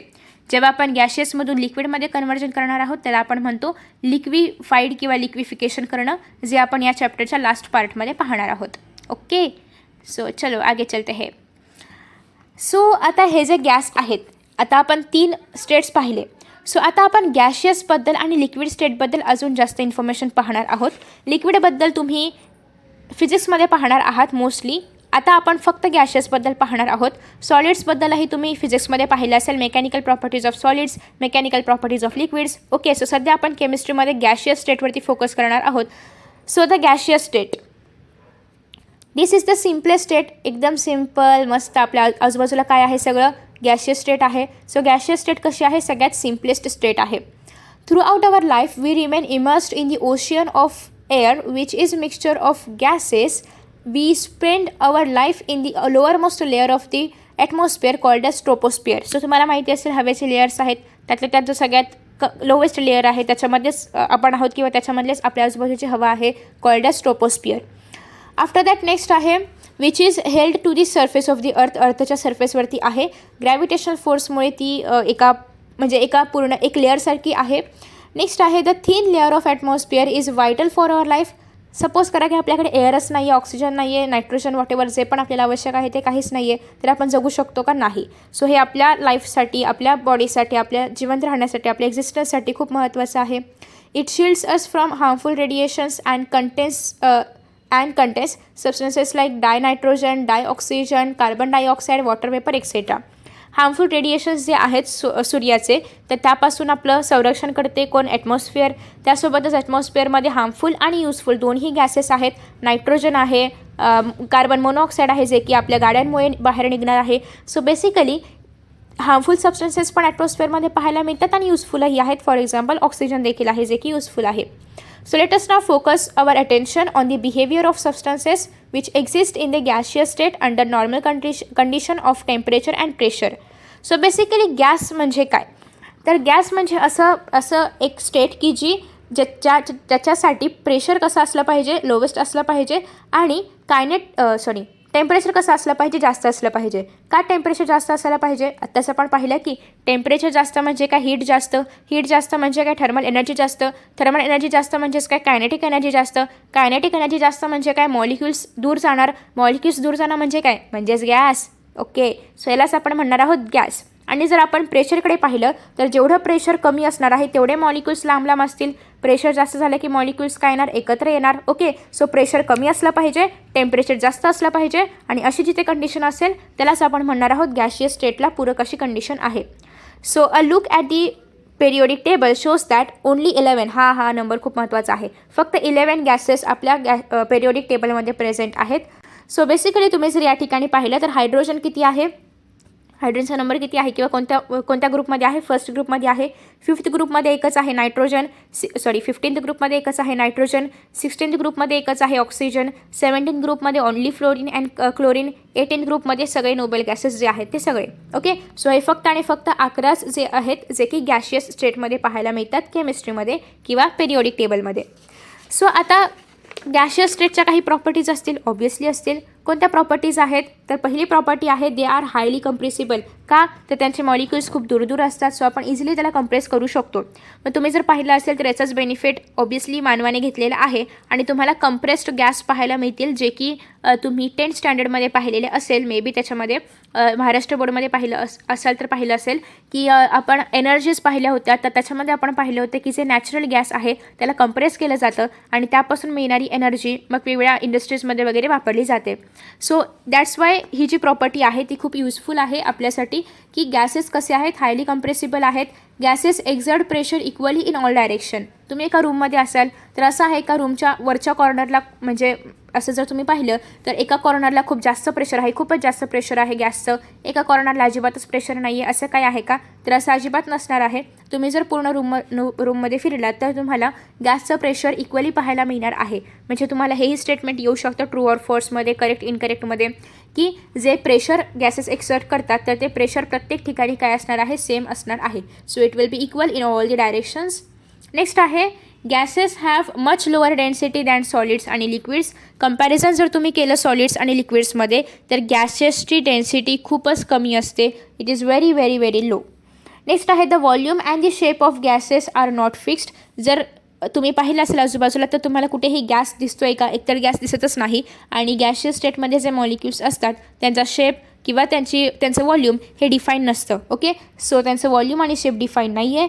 आणि ज्या कंटेनरमध्ये तुम्ही त्याला भराल, सपोज की तुम्ही एखादा ग्लास घेतला आणि त्या ग्लासमध्ये तुम्हाला असं वाटते की तुम्ही त्याच्यामध्ये गॅस भरलेला आहे, सो मग त्या गॅसने काय केलं, त्या कंटेनरचा शेप घेतला पण त्याला स्वतःचा असा काही शेप नाही आहे. फॉर एक्झाम्पल वॉटर कसं ग्लासचा शेप घेतं त्या पद्धतीने गॅस त्या ग्लासचा शेप घेईल. ओके, नेक्स्ट आहे gases mix evenly and completely in the proportion without any mechanical aid. तुम्ही कोणतेही 2 गॅस घेतले तर ते एकदम इव्हनली म्हणजे एकदम इक्वली, एकदम युनिफॉर्मली ते मिक्स होतात. तुम्ही आताही जर ॲटमॉस्फिअरमध्ये पाहिलं तर सगळे गॅसेस इव्हनली मिक्स झाले असणार आहेत. सो दॅट्स वाय आपण म्हणतो की एअर जी आहे, एअर वेगळं आहे आणि गॅस वेगळे आहेत. एअर म्हणजे काय, air is the homogeneous mixture of all the gases. Homogeneous का, तर हे सगळे गॅसेस युनिफॉर्मली मिक्स्ड असतात. कुठेही तुम्हाला नॉन युनिफॉर्मॅलिटी पाहायला मिळणार नाही, कारण हे सगळे गॅसची प्रॉपर्टीज आहे की ते काय होतात, सगळ्यांसोबत मिळून मिसळून राहतात. नो भांडण, नो तंटा. ओके, ओनली अहिंसा. आफ्टर दॅट नेक्स्ट आहे simplicity of gases is due to the fact that the forces of attraction between their molecules are negligible. So ही एक थिअरी आहे, आपण कायनेटिक थिअरीमध्ये पाहणार आहोतच. हे एक हायपोथेटिकल एक स्टेटमेंट आहे की जे गॅसेस असतात त्यांच्यामध्ये इंटरमॉलिक्युलर फोर्सेस ऑफ अट्रॅक्शन खूपच नेग्लिजिबल असतं. आणि तुम्ही जर आयडियल गॅस पाहायला गेलात, आयडियल गॅस आणि रिअल गॅसमधला डिफरन्सही आपण पाहणार आहोत. पण तुर्तास जर तुम्ही आयडियल गॅस पाहायला गेलात तर त्यांच्यामध्ये असं म्हटलेलं आहे कायनेटिक थिअरीमध्ये की आयडियल गॅसमध्ये जे इंटरमॉलिक्युलर फोर्सेस ऑफ अट्रॅक्शन असतात तर ते 0 असतात, बट ॲक्च्युली ते 0 नाही आहेत, that is negligible. So their behavior is governed by same general laws and which were discovered as a result of their experimental studies. These laws are relationships between measurable properties of gases. Some of these properties like pressure, volume, temperature and mass are very important because relationships between these variables describe state of the gas. So basically तुम्ही जर पाहिलं तर gases कशावरती depend असतात, pressure, volume, temperature, mass. Okay, independence of these variables leads to the formulation of gases law किंवा gas laws. In the next section we are going to study about gas laws. So आता आपण next सेक्शनमध्ये पाहणार आहोत gas lodge. पण पाहण्याआधी काही महत्त्वाचे टर्म्स आहेत. फॉर एक्झाम्पल मास म्हणजे काय, डेन्सिटी म्हणजे काय, व्हॉल्यूम म्हणजे काय, जे की तुम्हाला माहिती आहे तरीही आपण थोडक्यात रिव्हिजन करूया, कारण हे टर्म्स आता पुढे बऱ्याचदा रिपीट होणार आहेत. So start with mass. Mass म्हणजे काय, amount of matter present in any object, any substance, याला आपण काय म्हणतो, मास म्हणतो. मास आपण इथे सध्या तरी किलोग्राममध्ये डिफाईन करणार आहोत, कारण किलोग्राम हेच काय आहे, मासचं SI युनिट आहे. सो मास आता आपण इथे घेणार आहोत किलोग्राममध्ये. 1 किलोग्राम किंवा 1 kg इज इक्वल टू 1000 ग्राम, हे कन्वर्जन तुम्ही लक्षात ठेवू शकता, किंवा 10⁻³ ग्राम असं तुम्ही लक्षात ठेवू शकता. हे झालं मासबद्दल. नेक्स्ट आहे प्रेशर. प्रेशर म्हणजे काय, force upon area. Okay, force म्हणजेच काय, mass into acceleration due to gravity upon area. Okay, so एवढं कन्वर्जन बास आहे. आता तुम्ही जेव्हा पुढे प्रेशरचे SI युनिट पाहणार आहात, तर प्रेशरचे SI युनिट असणार आहे that is newton per metre square. कसं आलं, फोर्स म्हणजे न्यूटन आणि एरिया म्हणजे metre square. So newton per metre square, आणि न्यूटन पर मीटर स्क्वेअरलाच आपण म्हणतो पास्कल, PASCAL, यालाच आपण काय म्हणतो, पास्कल. सो 1 ATM म्हणजे 1 ॲटमॉस्फेरिक प्रेशर, ह्याचा अर्थ तुम्हाला हळूहळू लागेलच. So 1 atmospheric pressure is equal to असतं 1.013 इंटू 10⁵ पास्कल. सो तुम्हाला हे कन्व्हर्जन्समध्ये वगैरे बऱ्याचदा विचारलं जातं की 1 ATM तुम्हाला दिलेलं असतं, तुम्हाला पास्कलमध्ये कन्वर्ट करायचं असतं. कधी पास्कलमध्ये दिलेलं असतं, तुम्हाला 1 ATMमध्ये कन्वर्ट करायचं असतं. ओके, सो याला पास्कल असं पण म्हणतात. सो माझा उच्चार मे बी चुकेल. सो या ठिकाणी तुम्ही जर पाहिलं तर हे कन्वर्जन खूप महत्त्वाचं आहे की 1 ATM is equal to 1.013 into 10⁵ pascal. Okay, so हे जे 1 ATM आहे 1.03 सॉरी. ओके, यालाच आपण अजून एका वेमध्ये लिहू शकतो, ते म्हणजे 760 मिलीमीटर मर्क्युरी. सो जे बॅरोमीटर वगैरे आहे तर त्या सगळ्यासाठी आपण हे कन्वर्जन जे आहे 760 मिलीमीटर मर्क्युरी हे आपण वापरतो. त्यासोबतच जर तुम्ही पाहिलं तर लेट मी गिव्ह यू अनादर कन्वर्जन. हे कन्वर्जन्स खूप महत्त्वाचे आहेत. हे तुम्हाला न्यूमॅरिकल्समध्ये वगैरे येऊ शकतात, कारण प्रत्येक वेळी तुम्हाला न्यूमॅरिकलमध्ये सेमच युनिटमध्ये व्हॅल्यू दिली असेल असं काही नाही आहे. त्यासोबतच अजून एक कन्वर्जन आहे 1 ATM is equal to 1.01325 into 10⁵ pascal. हे तर आपण आताच पाहिलं. त्यासोबतच अजून एक कन्वर्जन म्हणजे काय, तर 1 बारचं कन्वर्जन. 1 बार म्हणजेच काय, 10⁵ पास्कल. ओके, सो हे पण महत्त्वाचं आहे, तुम्हाला बऱ्याचदा 1 बार वगैरे दिलं जातं. सो 1 बार म्हणजे काय, 10⁵ पास्कल. मग आता तुम्हाला जर 1 ATMचं कन्वर्जन करायचं असेल बारमध्ये, तर 1 ATM इज इक्वल टू किती येणार आहे, 1.0 किंवा असं लिहू शकता तुम्ही, 1 ATM इज इक्वल टू किती बार, तर 1.013 बार. ओके, कारण 10⁵ म्हणजे काय, pascal. So 1 ATM is equal to 1.013 bar. बारचीच व्हॅल्यू काय असते, 10⁵. जर तुम्ही या ठिकाणी बारची व्हॅल्यू पुट केली तर तुम्हाला पास्कलमध्ये व्हॅल्यू मिळेल. सो अशा पद्धतीने तुम्ही व्हॅल्यूज फिरवू शकता आणि तुम्ही आन्सर्स वगैरे फाइंड आउट करू शकता. नेक्स्ट आहे ते म्हणजे व्हॉल्यूम. व्हॉल्यूम बऱ्याचदा तुम्हाला पुढे वापरावं लागणार आहे.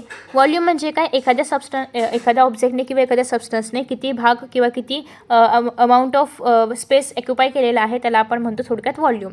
व्हॉल्यूमचा असा युनिट आहे मीटर क्यूब. सोबतच व्हॉल्यूम आपण जेव्हा डिफाईन करतो तेव्हा आपण युजली मीटर क्यूबमध्ये डिफाईन करतो, बट आता आपण जे युनिट वापरणार आहोत that will be 1 metre cube. 1 metre cube म्हणजे किती, 1 litre. Okay, so 1 metre cube म्हणजे किती, 1 लिटर. तुम्हाला बऱ्याचदा इथून पुढे 1 मीटर क्यूब असं दिलं जाईल, 1 डी मीटर क्यूब म्हणजे काय, डेसिमीटर क्यूब दिलं जाईल. सो 1 डेसिमीटर क्यूब हे तुम्हाला जेव्हा ग्राफमध्ये दिलं जाईल तेव्हा त्याचा अर्थ काय होतो, 1 लिटर. त्याच्यामध्ये 1 लिटर ऑफ लिक्विड किंवा फ्लुइड प्रेझेंट असणार आहे. सो हे झालं व्हॉल्यूमबद्दल. आफ्टर दॅट नेक्स्ट आहे ते म्हणजे temperature. What do you mean by temperature. Temperature म्हणजे the degree of coldness or hotness. Okay, याला आपण काय म्हणतो, टेम्परेचर म्हणतो. सो आता आपण या चॅप्टरमध्ये जेव्हा हे टेम्परेचर वापरू तेव्हा ते नेहमी केल्विनमध्ये वापरणार आहोत.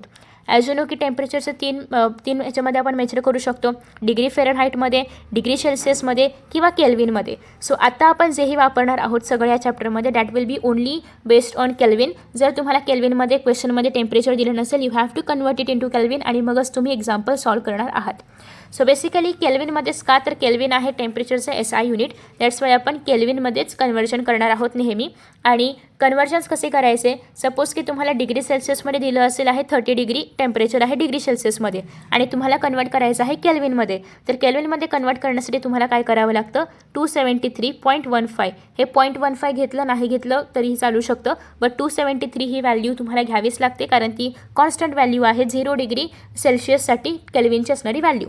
मग याच्यामध्ये तुम्ही काय करणार आहात, 30 डिग्री ॲड करणार आहात. सो बेसिकली केल्विन जर फाइंड आउट करायचं असेल आपण काय करतो, 270 डिग्री प्लस डिग्री सेल्सिअस गॅसवाले टेम्परेचर, मग तुम्हाला मिळणार आहे केल्विनमध्ये असणारी व्हॅल्यू. सो अशा पद्धतीने आपण केल्विन फाइंड आउट करतो. हे जर तुम्हाला डिग्री सेल्सिअस आणि डिग्री फॅरनहाईटमधलं रिलेशन जर फाइंड आउट करायचं असेल, सपोज की तुम्हाला 10 डिग्री फॅरनहाईट दिलेलं आहे आणि तुम्हाला हे डिग्री सेल्सिअसमध्ये कन्वर्ट करायचं आहे, तर तुम्ही कन्वर्ट करणार आहात degree Celsius is equal to 5/9 multiply by फॅरनहाईटची जी काय व्हॅल्यू असेल -32. ओके, सो अशा पद्धतीने आपण जे डिग्री सेल्सिअसची व्हॅल्यू आहे तर ती फाइंड आउट करतो. आफ्टर दॅट नेक्स्ट आहे ते म्हणजे डेन्सिटी. डेन्सिटी म्हणजे काय? मास अपॉन व्हॉल्यूम. सो डेन्सिटीचं तुम्ही हा फॉर्म्युला लक्षात ठेवू शकता की density is what? Mass by volume. So हा फॉर्म्युला खूप महत्त्वाचा आहे. आफ्टर दॅट नेक्स्ट आता आपण पाहणार आहोत गॅसचे लॉज. बट त्याआधी तुम्ही बऱ्याचदा पाहिलं असेल की एक इक्वेशन असतं PV is equal to NRT. नसेल पाहिलं तर आता पाहून घ्या. हे इक्वेशन कसं आलं, कुठून आलं, कधी आलं, हे आपण हळूहळू याच चॅप्टरमध्ये पुढे पाहणार आहोत. पूर्ण हिस्ट्री, जॉग्राफी सगळं पाहणार आहोत. बट सध्या तुम्हाला जे गॅस लॉज आहेत, ॲक्च्युली आधी गॅस लॉज आले होते आणि गॅस लॉज कंबाईन करून मग हे इक्वेशन तयार केलं गेलं होतं. बट आता आपल्याकडे गॅस लॉज पण आहेत, इक्वेशनही आहेत. तर आपण उलटं जाऊया, इक्वेशनकडून आपण गॅस लॉकडे जाऊया. का? कारण तुम्ही हे जर इक्वेशन लक्षात ठेवलं की तुम्हाला गॅस लॉज लक्षात ठेवणं इझी आहे, किंवा तुम्ही गॅस लॉ इझिली लक्षात ठेवू शकता किंवा समजून घेऊ शकता. Okay, so PV is equal to NRT. खूप इझी आहे, 4-5 असं बडबडा मग तुमच्या लक्षात राहील. Okay, so the gas laws. Basically तुम्हाला सध्या तरी 4 गॅस लॉज आहेत. पहिला आहे बॉयल्स लॉ, दुसरा आहे ते म्हणजे चार्ल्स लॉ, तिसरा आहे गे-लुसॅक्स लॉ, चौथा आहे ॲव्होगॅड्रो लॉ आणि एक 5वा जो याच्यामध्ये आपण इन्क्लूड नाही करत बट आता आपण करूया, that is Dalton's law of partial pressure, जो की थोडा वेगळा आहे. सो सगळ्यात पहिल्यांदा आपण पाहूया बॉयल्स लॉ. तुम्ही याची हिस्ट्री रीड करू शकता जे काय असेल ते. सो बॉयल्स लॉमध्ये आहे प्रेशर आणि व्हॉल्यूम यांच्यामधलं रिलेशनशिप. प्रेशर आणि व्हॉल्यूम हे जे लॉज आहेत हे फक्त आणि फक्त जे तुम्ही गॅसियस स्ट्रक्चर पाहू शकता, म्हणजे जे गॅस आहेत त्यालाच फक्त ॲप्लिकेबल आहेत. बाकी कोणत्याही स्टेटला हे लॉज ॲप्लिकेबल नाही आहेत. असतील तर तो वेगळा भाग आहे, बट आपण सध्या तरी फक्त गॅशियस स्टेटसाठीच याचा अभ्यास करणार आहोत. सो बेसिकली हा जो लॉ आहे that is called as Boyle's law, यामध्ये आपण प्रेशर आणि व्हॉल्यूम यांचा रिलेशनचा अभ्यास करतो. सो जर आपण आपलं इक्वेशन घेतलं PV is equal to NRT, जर आपण फक्त प्रेशर आणि व्हॉल्यूम हा काय आहे, हे सांगायचं राहिलं. याच्यामधलं P काय आहे, प्रेशर आहे, V काय आहे, व्हॉल्यूम आहे, N म्हणजे नंबर ऑफ मोल्स, R म्हणजे गॅस कॉन्स्टंट, याची व्हॅल्यू आपण पुढे पाहणार आहोतच, T म्हणजे टेम्परेचर. ओके, जर आपण बॉयल्स लॉमध्ये फक्त प्रेशर आणि व्हॉल्यूम पाहतोय तर बाकी हे जे 3 नमुने असणार आहेत हे काय असणार आहेत, कॉन्स्टंट. ओके, सो आपण जेव्हा बॉयल्स लॉ पाहतोय, जेव्हा आपण प्रेशर आणि व्हॉल्यूम यांचे रिलेशन पाहणार आहोत, तर तेव्हा आपण असं सपोज करणार आहोत की यांच्यामध्ये जे नंबर ऑफ मोल्स आहेत, गॅस कॉन्स्टंट तर कॉन्स्टंट असतोच, पण जे नंबर ऑफ मोल्स आणि टेम्परेचर आहे हे काय आहे, कॉन्स्टंट आहे. ओके, सो त्याच्यामुळे डेफिनेशनच अशी येते की at constant temperature the pressure of a fixed amount म्हणजेच moles of gas varies inversely with the volume. म्हणजे याचा अर्थ काय, pressure is inversely proportional to the volume. जर तुम्ही गॅसचं प्रेशर इन्क्रीज केलं, the volume will decrease, volume increase केलं, प्रेशर विल डिक्रीज. म्हणजेच काय, या ठिकाणी प्रेशर आणि व्हॉल्यूम हे इन्व्हर्सली प्रपोर्शनल आहेत. केव्हा? जेव्हा temperature, number of moles constant असेल तेव्हा. सो तुम्ही जर ह्याला हा जो तुमचा प्रपोर्शनॅलिटी साईन आहे ती जर तुम्ही काढली तर या ठिकाणी constant L called as K. So या ठिकाणी K काय आपण घेतलेला आहे, ॲज अ कॉन्स्टंट घेतलेला आहे. So the value of constant K depends upon the amount of gas, temperature वगैरे वगैरे वगैरे. सो जे कॉन्स्टंट आहे त्याच्यावरती डिपेंड असणार आहे ही Kची व्हॅल्यू. सो तुम्ही आता हे पुन्हा रिअरेंज केलं तर तुम्हाला मिळेल या Vला जस्ट इकडे शिफ्ट करा लेफ्ट हँड साईडकडे. You will get PV is equal to K. Simple ना, Vला इकडे शिफ्ट करायचं. So PV is equal to K मिळालं. याचा अर्थ काय, तर PV हे काय असणार आहे, कॉन्स्टंट असणार आहे. म्हणजे PVचा जर तुम्ही जर तुम्ही रेशो घेतला, PVचा जर तुम्ही प्रोडक्ट घेतलं तर ते काय येणार आहे, कॉन्स्टंट येणार आहे. So PV is equal to आलेला आहे कॉन्स्टंट. याचा अर्थ ॲट फिक्स्ड किंवा at constant temperature product of pressure and volume of a fixed amount of gas किंवा फिक्स्ड अमाऊंट ऑफ मोल्स कसं असणार आहे, कॉन्स्टंट. सो PV काय असणार आहे, constant. If a fixed amount of gas at constant temperature T occupying volume V at pressure P undergoes expansion, so that volume V2 and pressure becomes P2. याचा अर्थ काय, मी काय बडबडले.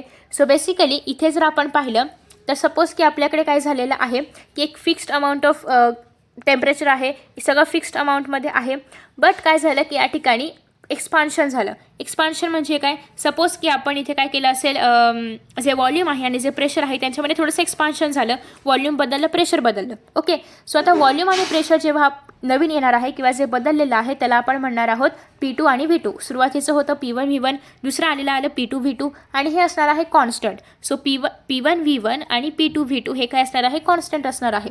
सो हे जर constant आहे तर मी असंही लिहू शकते, P1 वरती P2 खाली जस्ट शिफ्ट करायचं आहे, जस्ट प्लेसेस तुम्हाला शिफ्ट करायचे आहेत. P1 P2 is equal to V2 V1.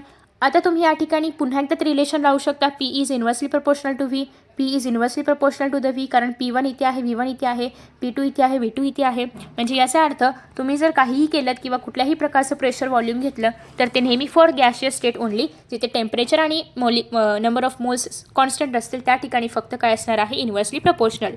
So आता जर आपण हा ग्राफ पाहूया. सो या ग्राफमध्ये आहे वाय ॲक्सिसवरती प्रेशर आणि एक्स ॲक्सिसवरती आहे व्हॉल्यूम. व्हॉल्यूम डी मीटर क्यूबमध्ये दिलेला आहे आणि आपण मगाशीच पाहिलं की 1 डी मीटर क्यूब म्हणजेच काय, डेसिमीटर क्यूब म्हणजेच काय, 1 लिटर. ओके, आणि प्रेशर बारमध्ये दिलेला आहे, हे तुम्ही पास्कलमध्येही कन्वर्ट करू शकता. सो इथे जर तुम्ही पाहिलं तर हा जो ग्राफ आहे हा कसा सोडवायचा किंवा याच्यावरती प्रश्न कसे विचारले जातात, तर हे आहे आपलं T1, म्हणजे ही जी रेड लाईन आहे तर ती आहे T1, ही दाखवते T2चं टेम्परेचर आणि ही दाखवणार आहे T3 टेम्परेचर. तुम्ही म्हणाले की टेम्परेचर तर कॉन्स्टंट होतं, तर या इथपासून इथपर्यंत टेम्परेचर कॉन्स्टंट आहे, हा वेगळा ग्राफ आहे, हा वेगळा आहे आणि हा वेगळा आहे, त्यांनी 3 ग्राफ मर्ज केलेले आहेत. सो अशा पद्धतीने या ठिकाणी तुम्हाला 3 टेम्परेचर पाहायला मिळतात, T1 T2 आणि T3. तुम्हाला हे ओळखायचं आहे की टेम्परेचरचा सिक्वेन्स कसा आहे, म्हणजे T3 मोठा आहे, T1 मोठा आहे की तिघं पण इक्वल आहेत. मग हे कसं ओळखायचं, तर जेव्हा तुम्ही अशा प्रकारचे प्रश्न सोडवणार आहात तेव्हा काय करायचं, तुम्ही कोणाला हे एकाला कॉन्स्टंट ठेवू शकता, कारण मगाशी आपण काय पाहिलं की टेम्परेचर कॉन्स्टंट असणार आहे तेव्हा P will be inversely proportional to the V, हे आपण पाहिलेलं आहे. सो तुम्ही याच्यामध्ये एकदा प्रेशरला कॉन्स्टंट घेऊ शकता किंवा व्हॉल्यूमला कॉन्स्टंट घेऊ शकता. सपोज की मी जर या ठिकाणी प्रेशरला कॉन्स्टंट पकडलं तर ज्या काही मी टीच्या म्हणजे टेम्परेचरच्या व्हॅल्यूज फाइंड आउट करेन that will be with respect to volume. मग आता तुम्ही जर पाहिलं तर या ठिकाणी सगळ्यात जास्त टेम्परेचर कोणाचं आहे या तिघांपैकी, तर याचं जास्त आहे, म्हणजे T1 will be greater than T2 will be greater than T3, म्हणजे या ठिकाणी T1चं टेम्परेचर मोठं असणार आहे T2पेक्षा आणि T3पेक्षा. सो हा सिक्वेन्स इथे फॉलो आपण करणार आहोत विथ रिस्पेक्ट टू व्हॉल्यूम. मग तुम्ही म्हणाल असं झालं तर मी व्हॉल्यूमला नाही पकडलं आणि प्रेशरला कॉन्स्टंट न पकडता व्हॉल्यूमला कॉन्स्टंट पकडलं तरही चालू शकतं. या ठिकाणी पण तुम्ही जर पाहिलं तर कोणाचं टेम्परेचर जास्त आहे, T1चंच आहे, परत T2 आहे, परत T3 आहे. तर अशा पद्धतीने आपण हा सिक्वेन्स फाइंड आउट करतो. हा सिक्वेन्स फाइंड आउट करता आला पाहिजे, कारण तुम्हाला याच्यावर डायरेक्ट क्वेश्चन्स येऊ शकतात की टेम्परेचरचा सिक्वेन्स कसा आहे वगैरे वगैरे वगैरे. ओके, सो हा झाला एक ग्राफ.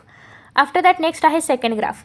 याच्यावरती जी थिअरी आहे ती आपण पुढे पाहणार आहोतच. आधी आपण जस्ट ग्राफबद्दल माहिती घेऊया. सो सेकंड ग्राफमध्ये तुम्ही जर पाहिलं तर या ठिकाणी आहे प्रेशर आणि इथे आहे व्हॉल्यूम. व्हॉल्यूम कशामध्ये आहे 1/V आणि आपण काय पाहिले, pressure is inversely proportional to the volume. म्हणजे आता इथे तुम्हाला काय घ्यावं लागणार आहे, तुम्ही जर प्रेशरला कॉन्स्टंट घेतलं तरीही तुम्हाला या ठिकाणी जे टेम्परेचर मोठं आहे त्यालाच मोठं घ्या, म्हणजे जे टेम्परेचर ग्राफमध्ये मोठं पाहायला मिळते त्याला मोठं घ्यावं लागणार आहे. आणि जर तुम्ही या ठिकाणी व्हॉल्यूमला घेतलं तर मात्र हे इन्व्हर्सली होईल. म्हणजे कसं, सपोज आता आपण जस्ट हे जे या ठिकाणी प्रेशर आहे याला आपण कॉन्स्टंट आहे असं सपोज करूया आणि व्हॉल्यूमनुसार आन्सर फाइंड आउट करूया.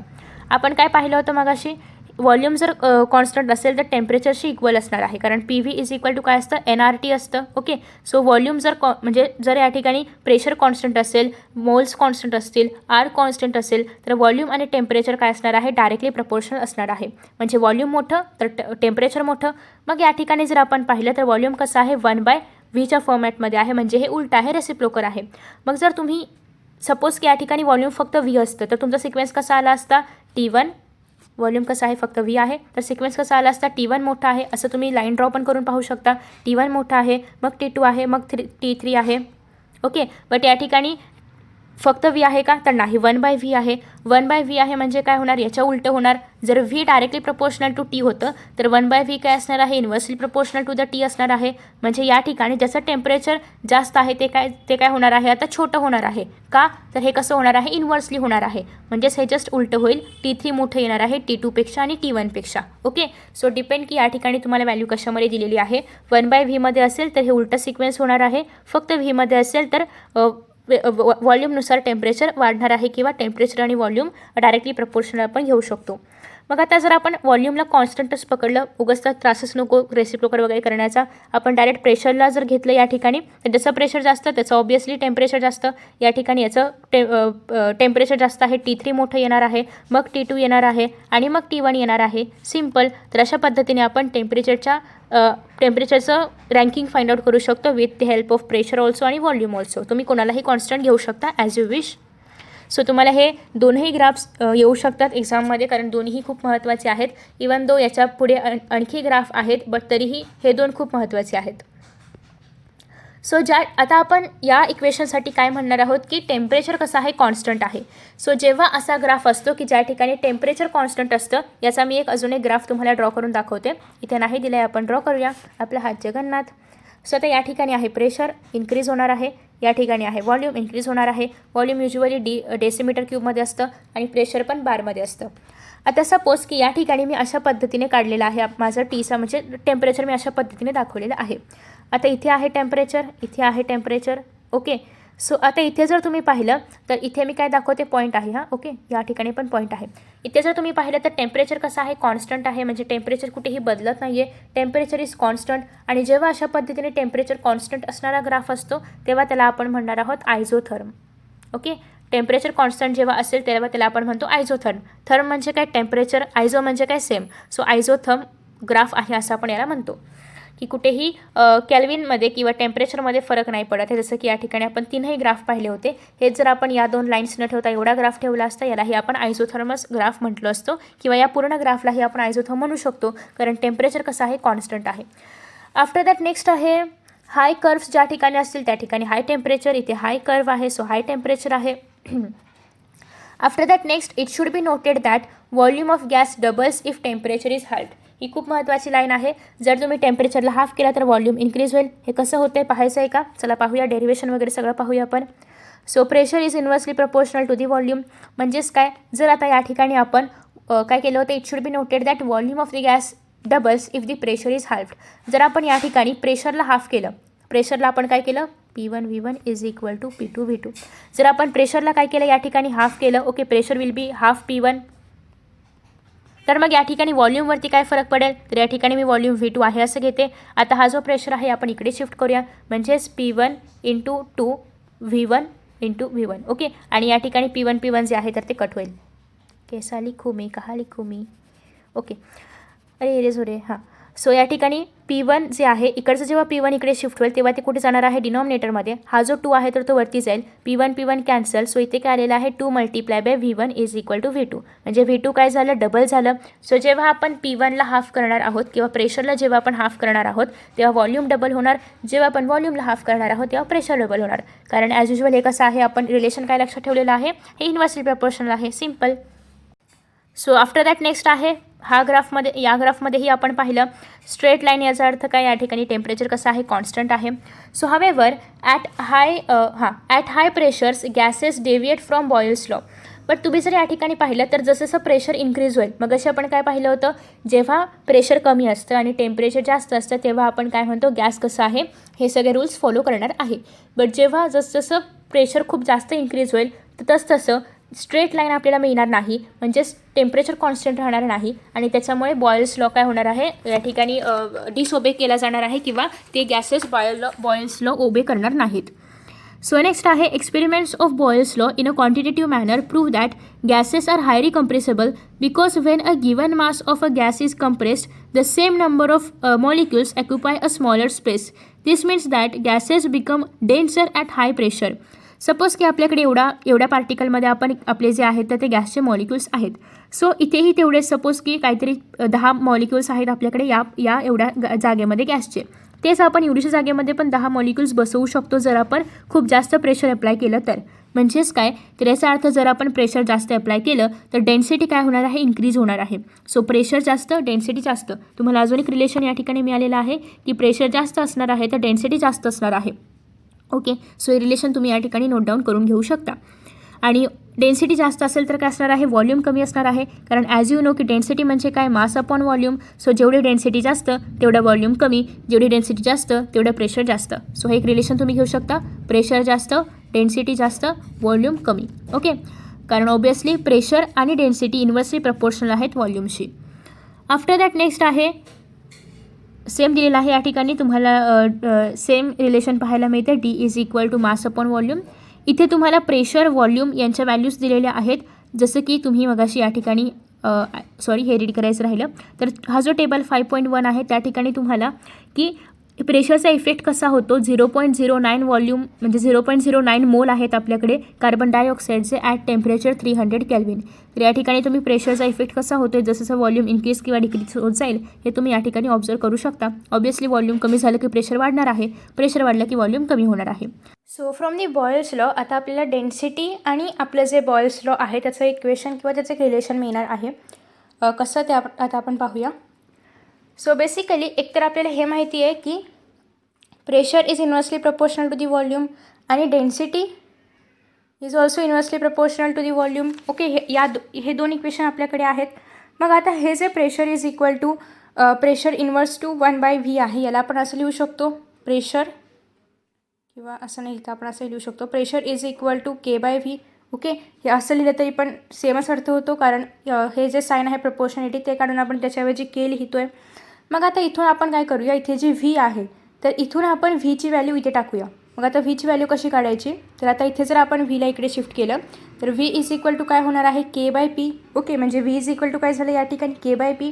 आता या व्हीच्या ऐवजी आपण हे k/pची व्हॅल्यू टाकूया.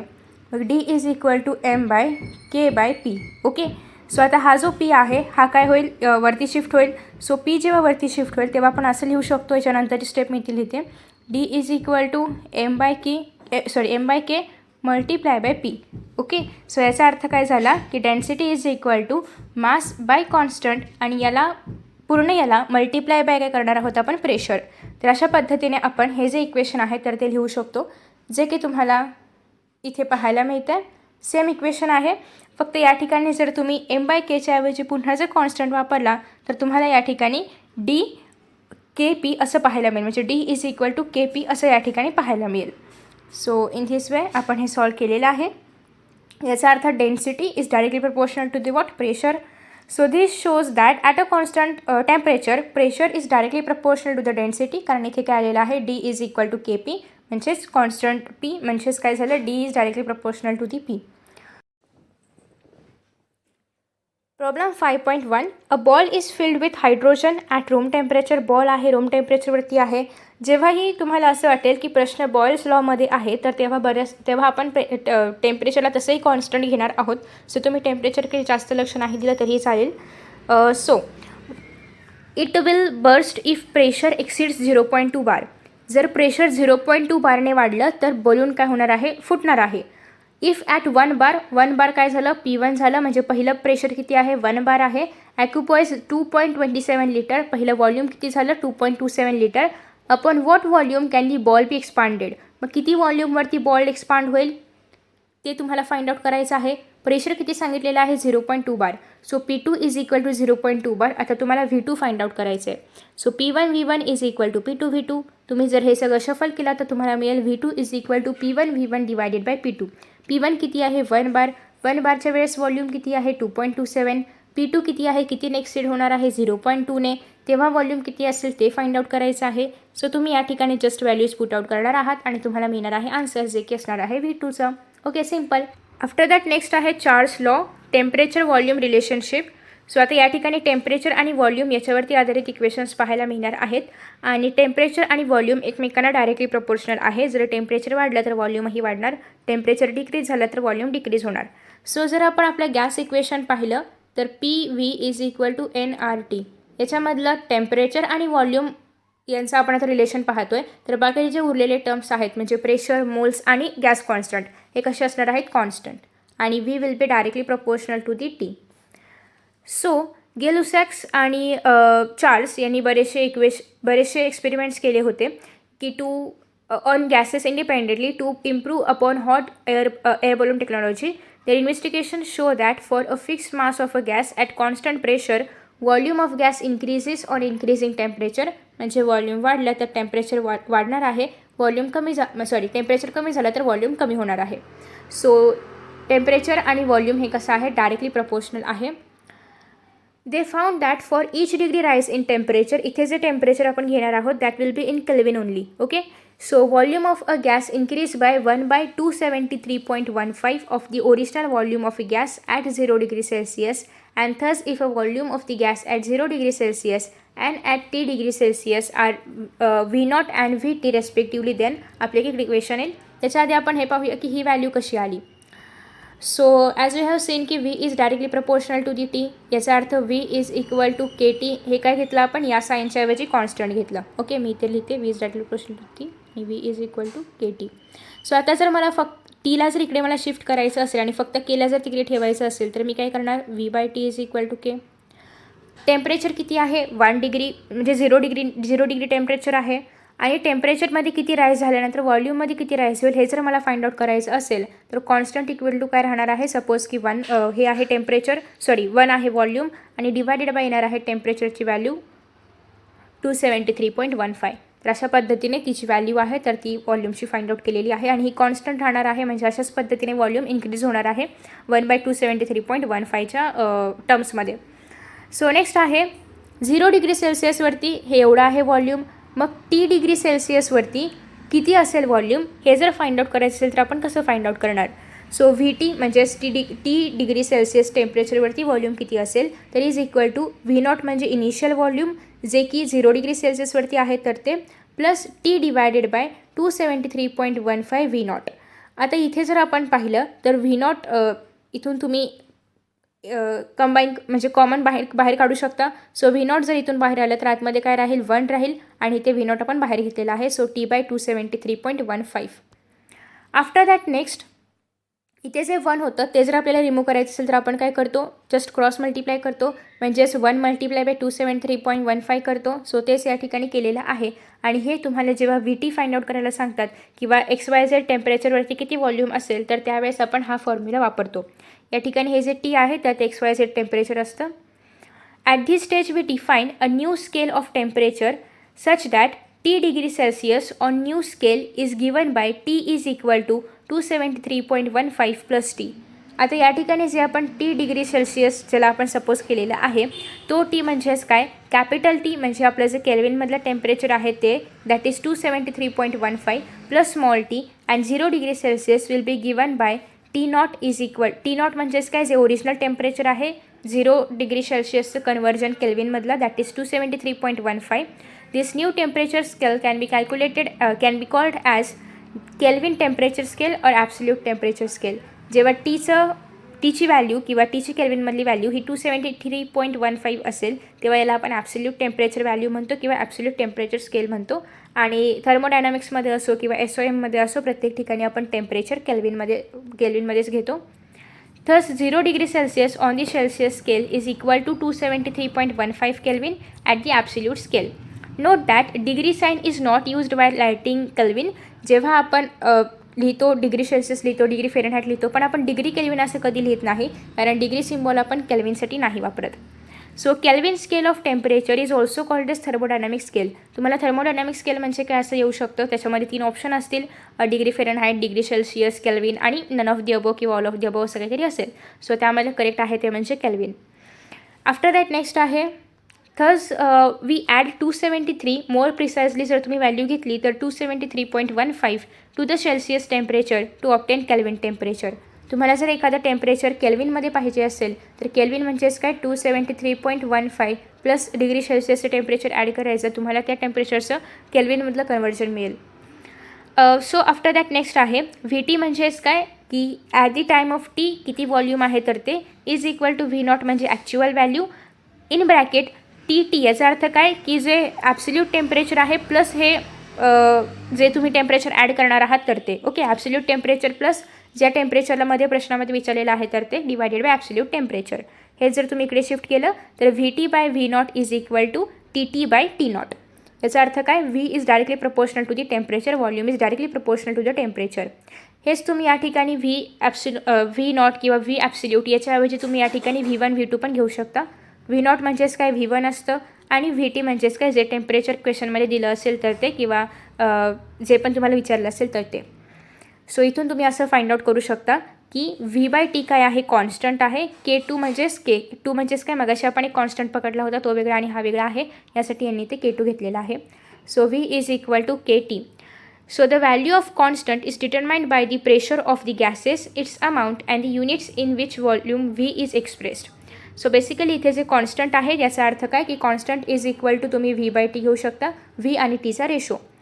So equation 5.10 is the mathematical expression for Charles law. So हे जे इक्वेशन आहे हे मॅथमॅटिकल इक्वेशन आहे चार्ल्स लॉचं, की जेव्हा pressure number of moles constant असेल तर ॲट दॅट टाईम जे व्हॉल्यूम असणार आहे आणि जे टेम्परेचर असणार आहे ते काय असणार आहे, डायरेक्टली प्रपोर्शनल असणार आहे. Charles found that for all gases at given pressure, graph of volume versus temperature is a straight line, and on extending to zero volume, each line intercepts the temperature axis at minus 273.15 degrees Celsius. Slopes of lines obtained at different pressure are different, but at zero volume, all the lines meet the temperature axis at 273.15 degree Celsius. So जसं की आपण पाहिलं तर Boyle's law जास्त pressure असेल तर नाही use केला जात, बट चार्ल्स लॉ सगळ्या गॅसेससाठी यूजफुल आहे. इथे आहे व्हॉल्यूम आणि इथे आहे टेम्परेचर. इथे जर आपण पाहिलं तर इथे आपल्याला एक इंटरसेप्ट पाहायला मिळते. सो या ठिकाणी जे टेम्परेचर असणार आहे दॅट इज -273 डिग्री सेल्सिअस, कारण केल्विनमध्ये कधीच मायनस नसतं. सो इथून सगळे व्हॉल्यूम स्टार्ट होणार आहेत आणि इथे तुम्हाला फाइंड आउट करायचं आहे की प्रेशर कसं आहे, म्हणजे कुठला प्रेशर जास्त आहे. इथे पण सिमिलरली तुम्ही मगाशीच्या ग्राफप्रमाणे व्हॉल्यूमला कॉन्स्टंट ठेवून किंवा टेम्परेचरला कॉन्स्टंट ठेवून हे फाइंड आउट करू शकता. सपोज की आपण जर टेम्परेचरला कॉन्स्टंट ठेवलं तर आता आपण व्हॉल्यूमच्या आधारे प्रेशर डिफाईन करणार आहोत आणि ॲज यू नो की प्रेशर आणि व्हॉल्यूम कसं आहे, इन्व्हर्सली प्रपोर्शनल आहे. सो इथे जर तुम्हाला प्रेशर P1चं जास्त पाहायला मिळते तर इन्व्हर्सली प्रपोर्शन केल्यानंतर प्रेशर P1चं कसं होणार आहे, डिक्रीज होणार आहे, म्हणजेच इन्व्हर्सली कमी होणार आहे. का तर ॲज यू नो की pressure is inversely proportional to the volume. Okay, so आता या ठिकाणी जर आपण असा क्रम घेत असू P1 is greater than P2 is equal to P3 greater than P4, तर हे जर आपण व्हॉल्यूमच्या टर्म्समध्ये घेतलं तर हे कसं होणार आहे, उलटं, म्हणजे P4 मोठं येणार आहे P3पेक्षा, P2 आणि P1पेक्षा. ओके, का तर volume is inversely proportional to the pressure. मग हे जर तुम्ही इन्व्हर्सली वगैरे न करता व्हॉल्यूमला कॉन्स्टंट ठेवलं आणि टेम्परेचरनुसार जर तुम्हाला प्रेशर फाइंड आउट करायचं असेल तर ऑब्वियसली P4चं प्रेशर जास्त आहे, P3चं कमी, P2चं अजून कमी आणि P1चं अजून कमी. सो P4चं प्रेशर हायेस्ट असणार आहे. तर अशा आधारे तुम्ही व्हॉल्यूम आणि टेम्परेचरचा ग्राफ फाइंड आउट करू शकता. सो तुम्ही जर या ग्राफमध्ये पाहिलं तर या ठिकाणी प्रेशरचे सगळे ग्राफ जे आहेत ते स्ट्रेट लाईनमध्ये आहेत. सो ते कसे आहेत, कॉन्स्टंट आहेत. आणि जेव्हा प्रेशर एखाद्या ग्राफमध्ये कॉन्स्टंट असतं तेव्हा आपण त्या ग्राफला आयसोबार म्हणतो, कारण बार हा शब्द आपण प्रेशरसाठी वापरतो आणि आयसोबार म्हणजे सेम प्रेशरच्या लाईन्स किंवा सेम प्रेशर असणारा graph. Observation of charge can be interpreted if we put the value of T in the equation as -273.15 degrees Celsius. We can say that the volume of the gas at -273.15 degrees Celsius will be 0. जर तुम्ही आधीच्या इक्वेशनमध्ये टीची value -273.15 जर तुम्ही घेतली त्या इक्वेशनमध्ये आणि जर ते इक्वेशन तुम्ही सॉल्व केलं तर तुम्हाला व्हॉल्यूम जे आहे तर ते 0 मिळेल. का, कारण आपण ॲब्सोल्यूट काय घेतो 273.15 आणि हे जर तुम्ही डिग्री सेल्सिअसमध्ये -273चं केल्विनमध्ये जर कन्वर्ट केलं तर त्यामधून ते सबट्रॅक्ट होईल आणि तुम्हाला या ठिकाणी 0 व्हॅल्यू मिळणार आहे. So this means that gas will not exist. आणि जर व्हॉल्यूमच 0 आलं तर गॅस ऑब्वियसली नसणारच आहे, कारण काय व्हॉल्यूमच नाही तर गॅस कसला. So in fact all the gases get liquefied before this temperature is reached. आणि या टेम्परेचरवरती पोहोचायच्या आधी म्हणजे -273 डिग्री सेल्सिअसवरती पोहोचायच्या आधी सगळे टेम्परेचर लिक्विड्समध्ये कन्वर्ट होतात आणि त्याला आपण वेगळं नाव आहे जे आपण पुढे पाहणार आहोत, क्रिटिकल टेम्परेचर बोलतो आपण त्याला. आफ्टर दॅट नेक्स्ट आहे the lowest hypothetical or imaginary temperature at which gases are supposed to occupy zero value is called as absolute zero. म्हणजे असं एक इमॅजिनरी व्हॅल्यू किंवा अशी एक हायपोथेटिकल लोवेस्ट व्हॅल्यू कोणाची टेम्परेचरची की ज्या ठिकाणी आपण असं कन्सिडर करू शकतो की व्हॉल्यूम काय येणार आहे, त्या गॅसचा 0 येणार आहे किंवा 0 व्हायला लागलेला आहे, त्या व्हॅल्यूला आपण म्हणतो absolute zero. All gases obey Charles law at very low pressure and high temperature. Pressure low आहे, टेम्परेचर हाय आहे, तर अशा कंडिशन्समध्ये चार्ल्स लॉ अप्लाय म्हणजे सगळे गॅसेस चार्ल्स लॉ ओबे करणार आहेत, म्हणजेच फॉलो करणार आहेत. नेक्स्ट आहे 5.2. On a ship sailing in Pacific Ocean where temperature is 23.4 degree Celsius. Conversion करायचं आहे केल्विनमध्ये. A ball is filled with 2 litre air. Volume दिलेला आहे 2 litre. What will be the volume of the ball when the ship reaches Indian Ocean where temperature is 26.1 Celsius. So सगळं तुम्हाला केल्विनमध्ये convert करायचं आहे. केल्विनमध्ये आपण कसं कन्वर्ट करतो तर दिलेल्या डिग्री सेल्सिअसच्या टेम्परेचरमध्ये 273 ॲड करतो. सो 273 जेव्हा तुम्ही ॲड कराल तेव्हा तुम्हाला टेम्परेचर मिळणार आहे केल्विनमध्ये. सो तुम्हाला या ठिकाणी नेहमीप्रमाणे V1 T1 is equal to V2 T2 घ्यायचं आहे, कारण 2 व्हॉल्यूम आहेत, 2 टेम्परेचर आहेत. सो V1ची व्हॅल्यू आपल्याकडे ऑलरेडी आहे, T2ची व्हॅल्यू पण आहे जी की केल्विनमध्ये कन्वर्ट केलेली आहे. तुम्हाला V2ची व्हॅल्यू फाइंड आउट करायची आहे. सो तुम्ही जेव्हा हे सॉल्व कराल you will get the value, ती असणार आहे व्हॅल्यू V2ची. So that is approximately 2.018 litres. Friends, after that next आहे Gay-Lussac's law, pressure temperature relationship. So pressure in well-inflated tires of automobiles is almost constant, but on a summer day, this increases considerably and tire may burst if pressure is not adjusted properly. So तुम्ही बऱ्याचदा पाहिलं असेल की एखादा tyre असेल आणि त्या जेव्हा समर डेज असतं, जेव्हा टेम्परेचर खूप जास्त असतं, तेव्हा त्या टायरमध्ये प्रेशर आपोआप इन्क्रीज होतं. सो टेम्परेचर जसं वाढेल तसं प्रेशर पण वाढणार आहे. आणि हेच जर विंटरमध्ये पाहिलं, विंटरमध्ये टेम्परेचर कमी असतं, सो दॅट्स वाय जे टायरचं प्रेशर आहे ते पण कमी होतं. सो त्याच्यावरून तुम्ही असं लक्षात ठेवू शकता की टेम्परेचर आणि प्रेशर हे काय आहे, डायरेक्टली प्रपोर्शनल आहे. जर टेम्परेचर वाढलं तर प्रेशर पण वाढणार आहे. So the mathematical relationship between pressure and temperature was given by Gay-Lussac and it is known as Gay-Lussac's law. आता जर आपण याच्यामध्ये PV इज इक्वल टू NRTमध्ये जर टेम्परेचर आणि प्रेशर टेम्परेचर आणि प्रेशरचा जर आपण लॉ पाहतोय तर व्हॉल्यूम, नंबर ऑफ मोल्स आणि आर काय असायला पाहिजे, कॉन्स्टंट असायला पाहिजे. सो इथे प्रेशर आणि टेम्परेचर काय असणार आहे, डायरेक्टली प्रपोर्शनल. जेव्हा volume, number of moles constant असेल तेव्हा. जर आपण प्रपोर्शनॅलिटीचा सिम्बॉल काढला तर P is equal to KT आणि K is equal to P/T, म्हणजेच P/T is equal to constant. So हे झालं mathematical relationship of Gay-Lussac's law. This relationship can be derived from Boyle's law आणि चार्ल्स लॉ. आता जे आपण Boyle's law आणि Charles law पाहिले होते त्याच्या आधारावरती पण तुम्ही गे-लुसॅक्स लॉचं हे मॅथमॅटिकल एक्सप्रेशन फाइंड आउट करू शकता. Pressure versus temperature graph at constant molar volume is shown in 5.7 आणि जिथे प्रेशर कॉन्स्टंट असणार आहे. मग अशी आपण बघितलं की जर प्रेशर कॉन्स्टंट असेल तर त्या ग्राफला आपण आयसोबार म्हणतो. जर टेम्परेचर कॉन्स्टंट असेल त्याला आपण आयसोथर्म म्हणतो. आणि जर व्हॉल्यूम कॉन्स्टंट असेल म्हणजे व्हॉल्यूम जर स्ट्रेट लाईनने दाखवलं असेल तर त्याला आपण म्हणणार आहोत आयसोकोर. सो या ग्राफमध्ये व्हॉल्यूम जे आहे तर ते कॉन्स्टंट दाखवले, म्हणजेच व्हॉल्यूम स्ट्रेट लाईनने दाखवले. सो याला आपण म्हणणार आहोत, या ग्राफला आपण म्हणणार आहोत आयसोकोर. सो याच्यामध्ये तुम्ही जो सिक्वेन्स आहे तर तो प्रेशरला कॉन्स्टंट ठेवून फाइंड आउट करू शकता किंवा टेम्परेचरला कॉन्स्टंट ठेवून फाइंड आउट करू शकता. जर आपण प्रेशरला कॉन्स्टंट ठेवलं तर जसं टेम्परेचर जास्त असेल त्याचं व्हॉल्यूम जास्त असणार आहे. सो या ठिकाणी V4चं व्हॉल्यूम जास्त आहे, मग V3, मग V2 आणि मग V1. आणि हेच जर तुम्ही टेम्परेचरला कॉन्स्टंट ठेवलं आणि त्याच्या आधारावरती जर म्हणजे प्रेशरच्या आधारावरती जर व्हॉल्यूमचा सिक्वेन्स फाइंड आउट करायला घेतला तर ॲज यू नो की pressure is inversely proportional to the volume. म्हणजे या ठिकाणी V1 जास्त दिसते, याचा अर्थ V1 काय असायला पाहिजे, कमी, कारण प्रेशर कसं आहे, इन्व्हर्सली प्रपोर्शनल आहे. सो या ठिकाणी सगळ्यात कमी ज्याचं व्हॉल्यूम म्हणजे सगळ्यात कमी ज्याचं प्रेशर पाहायला मिळते त्याचं व्हॉल्यूम सगळ्यात जास्त असणार आहे. सो V4 जास्त आहे, मग V3, मग V2 आणि मग V1. सो हे झालं प्रेशर वर्सेस टेम्परेचरबद्दल, म्हणजेच गे-लुसॅकच्या लॉबद्दल. आफ्टर दॅट नेक्स्ट आहे ॲव्होगॅड्रोज लॉ. याला आपण व्हॉल्यूम अमाऊंट रिलेशन असं म्हणतो, म्हणजेच बेसिकली व्हॉल्यूम आणि नंबर ऑफ मोल्स याच्यावरती आधारित हा लॉ आहे.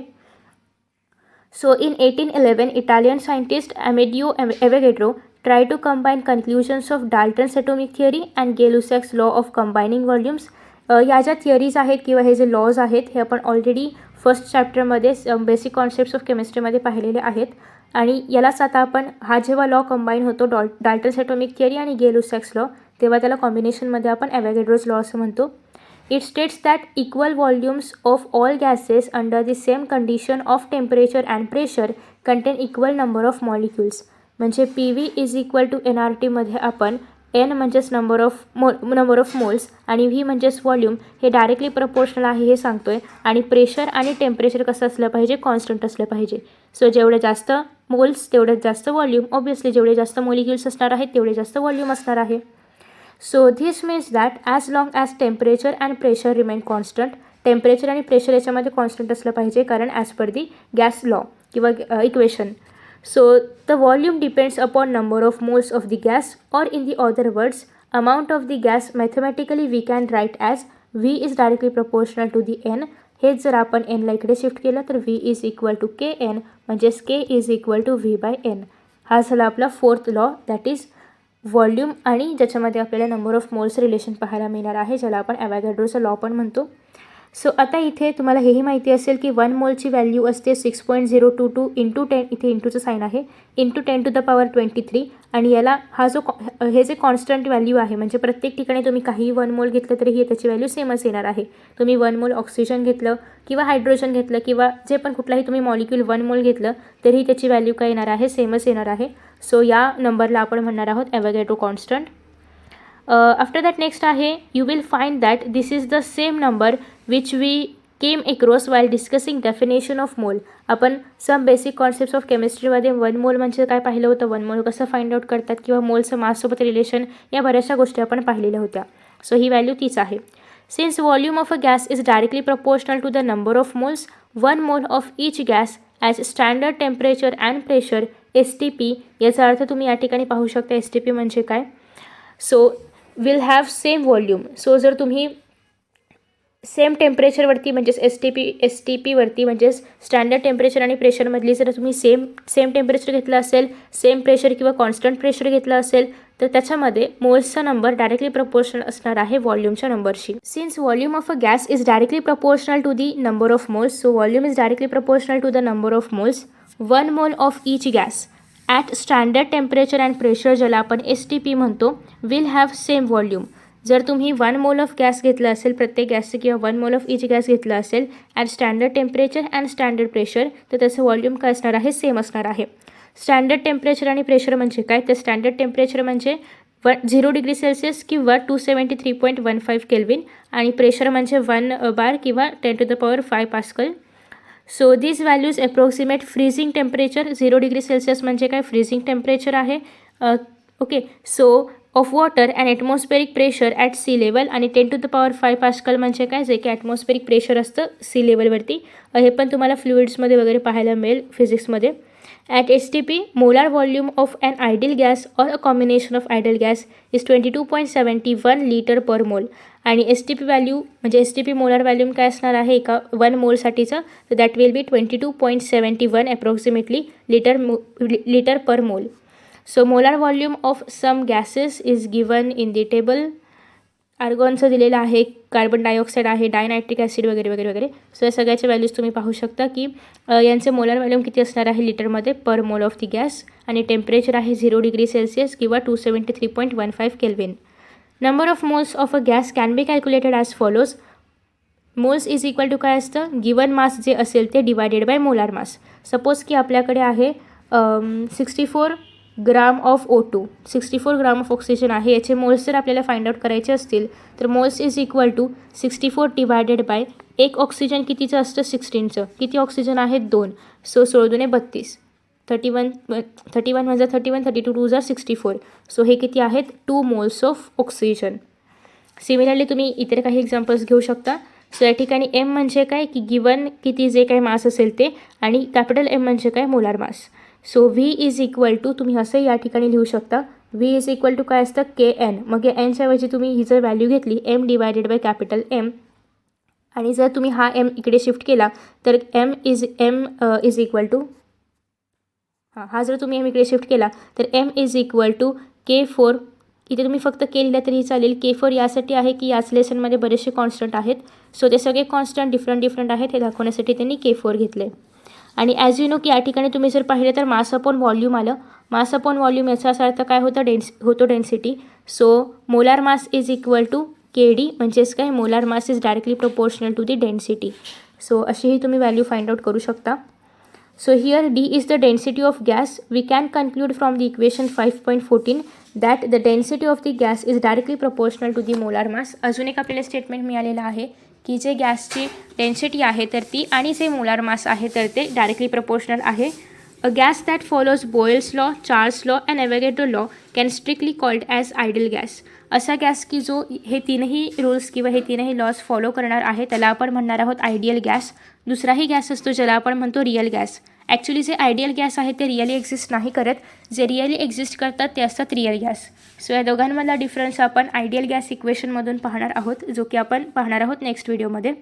So such a gas is hypothetical. हे जे आयडियल गॅस आहे ते फक्त थेरोटिकल आहे, हायपोथेटिकल आहे, ते रिअलमध्ये एक्झिस्ट नाही करत. So it is assume that intermolecular forces are not present between the molecules of ideal gas.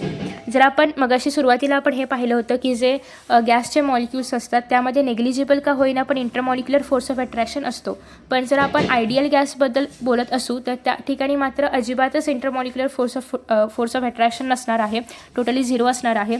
Real gases follow these laws only under certain specific conditions when force of attraction are practically negligible. So real गॅसला हे सगळे lodge follow करण्यासाठी एक particular condition हवी असते. त्याच कंडिशनमध्ये हे सगळे लॉज फॉलो केले जातात बाय द रिअल गॅस. आणि यांच्यामध्ये जे फोर्स ऑफ अट्रॅक्शन असणार आहे मॉलिक्युल्समध्ये ते पूर्ण झिरो नसतं, तर ते नेग्लिजिबल असतं, म्हणजे थोडंसं असणार आहे. In all other situations, this deviate from ideal behavior.